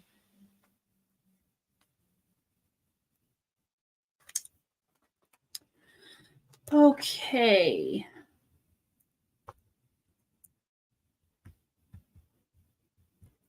Ghostdragonzw. Not quite a cake and not quite a bread. Barmbrack is a sweet loaf larger than a typical bread loaf, baked with flour, sugar, salt, dried fruits such as raisins. The making of Barmbrack is an Irish tradition that still stands around Samhain, Halloween. The person baking the loaf would be sure to set the intention for love, truth, and synergy whilst preparing it. Inside of the dough, a number of special objects are hidden and baked into the loaf. The objects are used as a kind of random oracle, with each one has a particular meaning, which represents the fate of the person who found it in their slice. The traditional objects include a coin, a pea, a stick, a ring, and a small piece of cloth like muslin. Some other additions made in more modern times were religious medals. Should your slice of the brack contain a coin, this could indicate good luck and prosperity. The pea unfortunately meant that no marriage would occur for you that year, yet finding the ring meant marriage was certain. The stick, to be avoided at all costs, indicated disputes and unhappiness, and finding the cloth meant bad luck and little money ahead. When you pull the Barmbrack card, it indicates a curiosity to know what's ahead, but it's important to balance that with the now. After all, we have the tools to change our future should we choose to.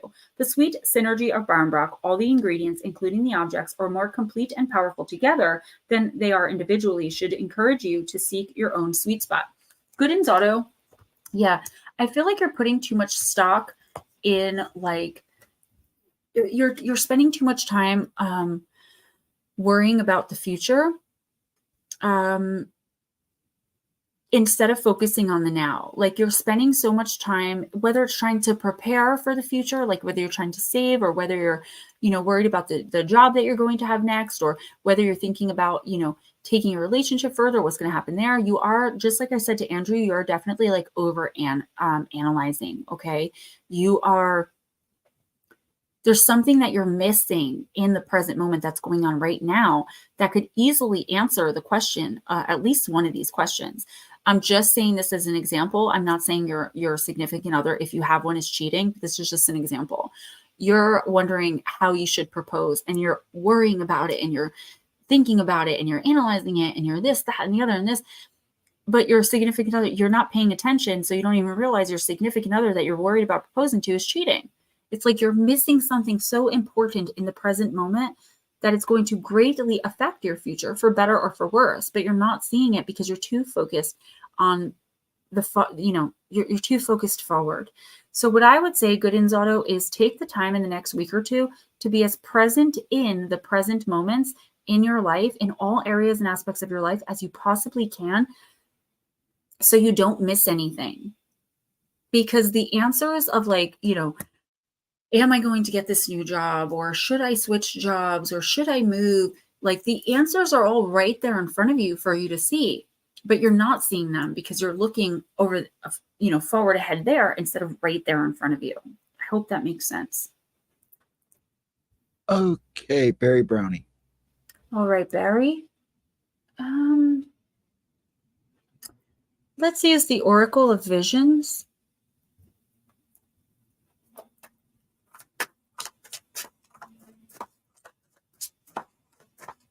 I think I'm going to forego Casey's reading tonight because she did just get her personal, and she messaged me, but I didn't get to read her text. And sometimes after she gets her personal, she doesn't want to do one card. I don't know if that's the case, but she's not going to be angry with me either way. So.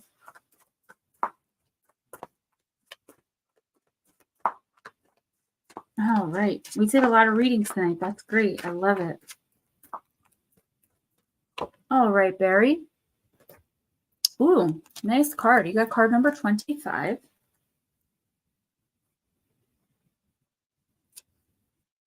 Misleading illusion and confusion. Sai Baba said, do not be misled by what you see around you or be influenced by what you see. You live in a world which is a playground of illusion, full of false paths, false values, and false ideals, but you are not a part of that world. Barry, what we experience and how we interact is often indirect and from a distance. Physical interaction that would normally have provided all of our senses an opportunity for feedback and assessment is now increasingly being replaced by virtual alternatives. From email and texting to social networking, our relationships are becoming increasingly defined by virtual interaction that can distort and substitute reality. We can now create multiple new identities. How we go about quantifying people and events is now increasingly based on new paradigms that can provide a false perspective, both for viewed and viewer alike. Someone in your orbit is not being fully honest with you about, I'm getting something in their past, but it could be just like something about who they are. This could be someone that you're communicating with via the internet. It doesn't have to be, but with the way this card sounds like there's a lot of smoke and mirrors around you with one particular person. Every time you think you have them pinned down, they surprise you. And I don't think this is a good thing. I don't think they're surprising you in a good way. I feel like you need to just nip this in the bud now. Disconnect. If you're trying to meet new people, put yourself out there. Now, sometimes I get messages that say, you know, meet people online, go into and join new groups, watch new channels. But no, Barry, this is specifically telling me that you need to unplug and put yourself out there so that you can directly connect with the energy of the people that you're dealing with. I do feel like there's a really good opportunity for either something romantic or some kind of employment type deal. There's something going on here, but it's not going to come through an email or through social media. You have to be out and about, communicating with people in real life. That is going to give you a much better idea intuitively of, it's going to give you a much better idea intuitively of who you're really dealing with. It's much harder to create and stick to these false facades when we're in someone's face. So please don't be fooled by someone who seems really amazing over the internet. Get to know them, get to meet them face to face. So even if this is going and meeting someone in person that you already met on the internet, don't be like catfished, or I know that's such a weird message, but I don't think that it's not exactly that, but someone is definitely trying to lure you in somehow. And I feel like the only way you're going to, you know, be onto them is by meeting them in real life. Be kind. I'm going to use the Oracle of the Universe.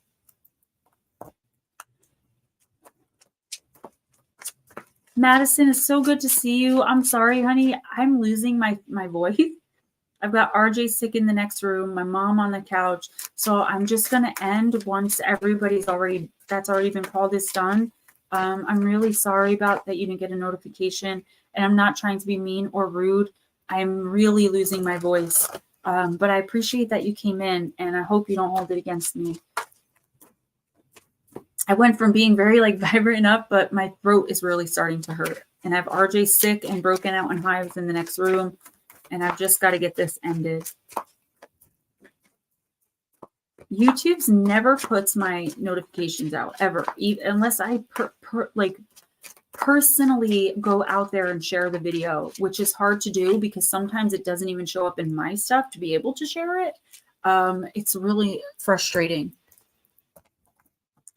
Ooh, you got the constellation Be Kind of Scorpius, and it is the card of retribution, card number 8.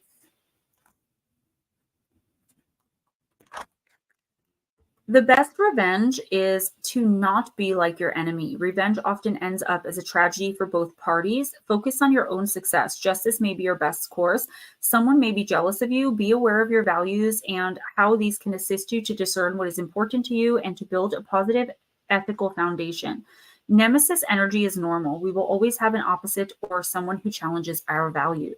The famous Stoic philosopher Marcus Aurelius said the best revenge is to be not like your enemy.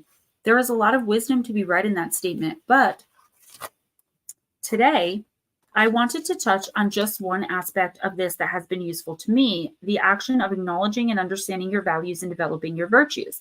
When we understand what the underlying forces are that drive us forward, we begin to understand what we need satiated to grow and be vital. We can also understand that if those values are thwarted, we can get depressed and get stuck. This is only natural. If we think about our nemesis or enemy energy, I don't think we should be thinking about individual people at all. Instead, I think about the values that embody, and chances are these values clash with one or more of my own values. When we know and understand our own values, then knowing and understanding others becomes easier, and there is less chance for terrible interactions that trigger a need for revenge or retribution. The Greeks tell a story about this constellation, and it's indeed one where values clashed. Gaia, the ancient mother goddess, heard the giant Orion the huntsman claim that he was so great at hunting he just might kill every animal on earth.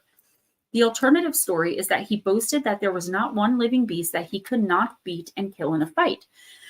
Gaia, who loved every single one of her creations, small and large, ugly and beautiful, was outraged. Here indeed was a clash of values, so she sent a giant poisonous scorpion, Scorpius, to kill Orion. Orion was killed, and both became star constellations, opposing ones forever at odds with one another.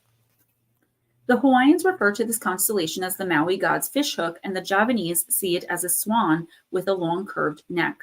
It is a very beautiful constellation, rich in star clusters, and of course features the very distinctive red star Antares. Your words of power: I choose a higher path than retribution. Be kind. I think that this is just telling you whether this energy is already in your life or whether it's something that's coming in the next couple of weeks. Shelly, let us know that you're still here, please. I feel like you are really going to have some trouble with someone. And I don't mean like an immature back and forth argument. I feel like this person is really going to negatively affect your energy. Somehow, some way, there is something about them. Maybe it's something they're purposefully doing to you, something they're saying, maybe something they did to you in the past that you never really made peace with them, that you never really addressed. And this is the universe saying, like, how important is it to you to have revenge or retribution? And I don't even think it's revenge or retribution. I just feel like it's like, maybe even if you don't see it right now, you just feel like you have to say something because of what they did to you. You know, they did you dirty, or they did something wrong to you, or they made you feel a type of way. But the universe is saying, if you can look at this person like I'm sure you normally do, I mean, just knowing you the little bit that I do, and remember that they're a human being and they're just different from you, I think you'll be able to walk away a lot easier. The main thing I want you to take from this card, Be Kind, is do not let people get under your skin. For some reason, I feel like someone is purposefully trying to I'm seeing like poke the bear. Like, I feel like someone is purposefully trying to get you upset, to get you to react. They have some issue with you. I don't know. And it's like, they have no real reason for this. I think it's something about your light and they're lacking in it. And they're not ever going to see that's the reason. Do not let anyone, no matter what it is, let you act outside of yourself, let you respond or react in rage, anger. Continue letting it go, and don't let it like start coming back up. if one or several of whoever these people or whoever this person is start coming back into your life, even through way of like hearing that they said this, that, or the other about you, please like do your best to just let it go, because it's going to take you off your spiritual path very significantly. And it's not that you won't get back on it, but who needs the distraction? Who needs to be pulled off course by people who should be irrelevant to us anyway? Because if they don't like us, okay, they don't like us. If we don't like them, great, don't like them. We're all adults here. But some people, like trolls on YouTube, I talk about it all the time, like, we're adults, don't watch me. But no, you have to go out of your way to try to make me feel worthless, useless, and bad about myself. And I feel like maybe if it's not even to that extreme, but I do feel like there's some leftover negative emotion towards this person or these people. And yeah, be kind. Good. I'm glad. Good reinforcement to just don't let them affect you. They've already taken up too much of your time, too much space in your head, too much of your energy. And you're doing big things and moving forward. You don't need to keep worrying about this nonsense stuff. You got this. You got this. Okay, I guess Shelly's not here, so go ahead and do you want to do Lotus first, then Black Dragon, or Black Dragon, then Lotus? Well, are we going to read for Giles as well? No, he said forget it. He wants you to go eat. Okay, well, next time. Yeah, he said next time. He'll be here next time. Okay. So, Madison, why don't you just take Giles' place? Okay. All right. Let's do Madison quickly. I'm going to do Moonology. It'll be a short one. And then we'll do Lotus, and then whatever's easier for you. I mean, is it easier for you to do a timestamp at any? Okay, so then we'll do Lotus, and then we'll do Black Dragon, and then I'm going to go eat and go to bed. I actually have editing to do. You're welcome. You guys listen after this. I'm eating, going to sleep. So if you text me, I'm not going to answer till tomorrow. Steven, I'll of course message you. Good night. You don't have to. I'm so tired. I just want to go to bed. All right, Madison. Full moon in Libra. Find balance. You guys are so welcome. Thank all of you. You guys are spectacular. I wouldn't be here without you. Madison, focusing on your own wants and needs is understandable. We all need to look after ourselves. However, this card suggests you need to find a balance between what you need versus what someone else needs. Walk a mile in their shoes. Once you understand where they're coming from and why, you can take action. If you've been through a worrying time, including regarding your health, this card reminds you to find the right people for help. Make up your own mind about your situation rather than being too influenced by others. Find a balance between your own needs and what you do for others. Remember that we're all co-creating, so getting other people on your side by being understanding is a win-win. Your manifestation affirmation for this week, there's love all around me. I am lovable. Yeah, Madison, I feel like there are people who are so used to you giving that they're just expecting it now. And I feel like whether it's something going on with your health, it could very well be, but there's something else here that like you need. I'm just going to use this as a silly example. You need $100 to pay for a doctor visit to get blood drawn to, I don't know, see what's going on with you physically. And then there's your neighbor who you always help out, give food to, money to, give advice to, or your best friend, whoever it is. And they know you need that $100. It's your last $100. And yet they have a crybaby story. Woe is me. I need that $100 because, I don't have food in my house and it's going to cost me exactly $100. There's somebody trying to manipulate you out of something you need for yourself. They're trying to play on your good heart. Please don't be sucked into this, because I feel like whatever it is that they're trying to get you to give them, even if it's just time, attention, affection, you desperately need it a lot more for yourself. So in the next week or two, I don't mean this in a selfish way. Do what you need to do what you're supposed to do. Don't shirk your responsibilities to people, but focus everything you can on yourself. Self-care, self-love, your own needs, okay? The next 2 weeks, Madison, is going to be all about self, except for the things you absolutely must do in life to get by, like work, taking care of your kids, things like that. I do feel a manipulative energy that's just taking too much from you, Madison, and it's been going on for so long, and I feel like you're finally starting to understand you're not going to ever get any of this back. Not just money, affection, attention, love, validation, whatever. So also, while you're doing all of this self-tending, self-care, self-love, and all this,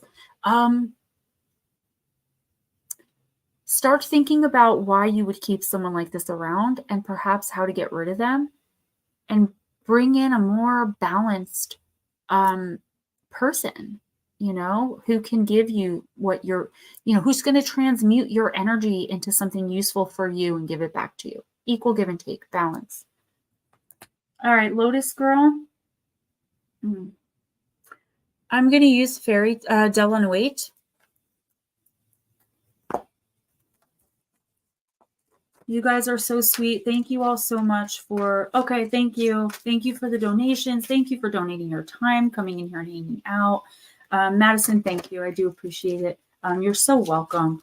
I missed you too, Mike. And I'm just so tired. I think what I'm going to do, especially when I'm at my mom's, is start eating before stream. I usually can't find time, but I think that's the reason I'm so weak by the end of the stream. It's because I forget to eat. Like, I haven't eaten since I had a slice of pizza at noon. So, and I only had half my shake this morning because Mom ran out of milk and we went to ShopRite 3 separate times and she forgot to tell me to grab milk. I know. So it's hard because I'm always trying to keep RJ busy and out of everyone's hair. My mom doesn't mind, but we had, family we haven't seen in a long time over. Okay. My poor baby, though, his face. Oh, God.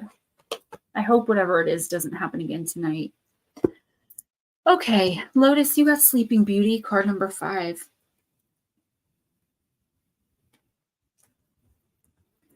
Being a princess, my life was supposed to be only sweet and joyful. Alas, a cruel witch cast a spell upon me. She predicted that one day I would prick my finger on a spinning wheel spindle and die. And this is what almost happened. Fortunately, a good fairy partially reversed the curse. Instead of dying, I fell into a profound sleep, from which I emerged sometime later by the true love's kiss of a handsome prince. The time has come to be very patient, and most importantly, Lotus, to rest. You have exhausted yourself, having to face bad witches and curses. Quite literally, as you know. So your body badly needs a break. Don't fight against the current. Break away from your everyday life. Take time to sleep well. Think calmly and rejuvenate. Things will work out fine once you come back from a little time off. Lotus, I don't even need to freaking tell you what this card is about. You have to start taking better care of yourself. Physically and spiritually. You give. And yes, in some situations, you probably do have to. But you're getting to the point now that I've been warning you about for over a year, where you're just getting to the point of no return, where now your physical health is getting even worse and you don't know what's going on. And I just think you need some real rejuvenation. Like, don't do anything for a couple of days, and whatever falls by the wayside is going to have to. And whoever has trouble understanding that, they're just going to have trouble with it. Lotus, you can't be all things to all people and be nothing to yourself. This concerns me because I know so much about what's going on personally. You are literally wearing yourself into the ground, okay? And we'll talk about that privately. Black Dragon, I'm going to go out with the I guess because I already said it, Halloween Oracle. He said not to worry about him, but do him anyways, because he's always so patient and always laughs. Hey. Hi, Mike. They came in with the thunder. Black Cat. Guys, after this, I am out. I'm so done. Fortune meets opportunity. I'm starving. I could smell that food all night. Mike, so good to see you. Welcome. Light thunder. Thunder light. Black Dragon. In traditional folklore, cats were said to have one foot in this world and one in the next. They were the conduit between the underworld and this world, and fortune and opportunity. In the times of the Inquisition, the Middle Ages, cats were hunted because they were said to be allies of the devil, of evil entities such as devils and witches. Black cats, black being associated with the darker aspects of the supernatural, were equally singled out. Historians believe this unprecedented killing of the cats in the name of eradicating evil led to an unchecked increase in the rat population, which was responsible for the alarmingly rapid spread of the bubonic plague and the death of millions of people. These days in Germany, for example, a black cat crossing one's path indicates impending misfortune. Yet in ancient Britain, they were considered good luck and were even given to brides on their wedding day. In Japan, to this day, they are considered very good luck and bringers of fortune.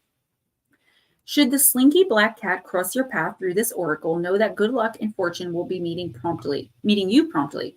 Also know that your luck will be even quote unquote luckier if you are prepared to take advantage of every special opportunity that comes your way. I want to say thank you, Black Dragon. Thank you, everybody. Definitely be prepared to take risks, Black Dragon, in the next 2 weeks, because I feel like there are a lot of really amazing opportunities being presented to you from the universe in the form of so many different people, places, and things. But you have to be willing to trust that that's what these things are. They're opportunities to move forward. They're not anything to fear. And I feel like in one particular situation, I'm kind of seeing it's like maybe financially you do have to take a risk that's going to be really scary for you to take. But the universe is saying if you take that leap of faith, now it doesn't necessarily have to do with money, but I'm seeing something around money. So it could actually be maybe getting a new job or asking for a raise. There's something here with bringing more money in. So it's not like playing the lottery, but you might as well want to try that too. This is a really lucky card. But taking chances and not worrying about whether they work out or not, just feeling good in the fact that you're doing them. Guys, good night. Thank you, Paranormal Pixie. You guys are so welcome. I don't mean to be rude, but I am going to eat, take something from my throat, and I'm going to bed. I love you guys. And Monday morning, people who could kill with their mind, I don't know, maybe. And then Tuesday, 1 o'clock p.m. Eastern time for afternoon talk. You are a risk. War Criminal 7, hi, welcome. We are ending, but it was so good to see you. Please be sure to come back next week. Madison, my thoughts exactly. I don't know if it's going to be Friday or Saturday. I'm trying to keep it at just Saturday so it's not so confusing, but I won't know until midweek, but I will keep you guys posted. Don't forget to watch the shorts. Thank you for all of the donations, and I will talk to you guys another time. I'll probably do a short from the Cranberry Festival tomorrow, show y'all what it's about. So, all right, bye.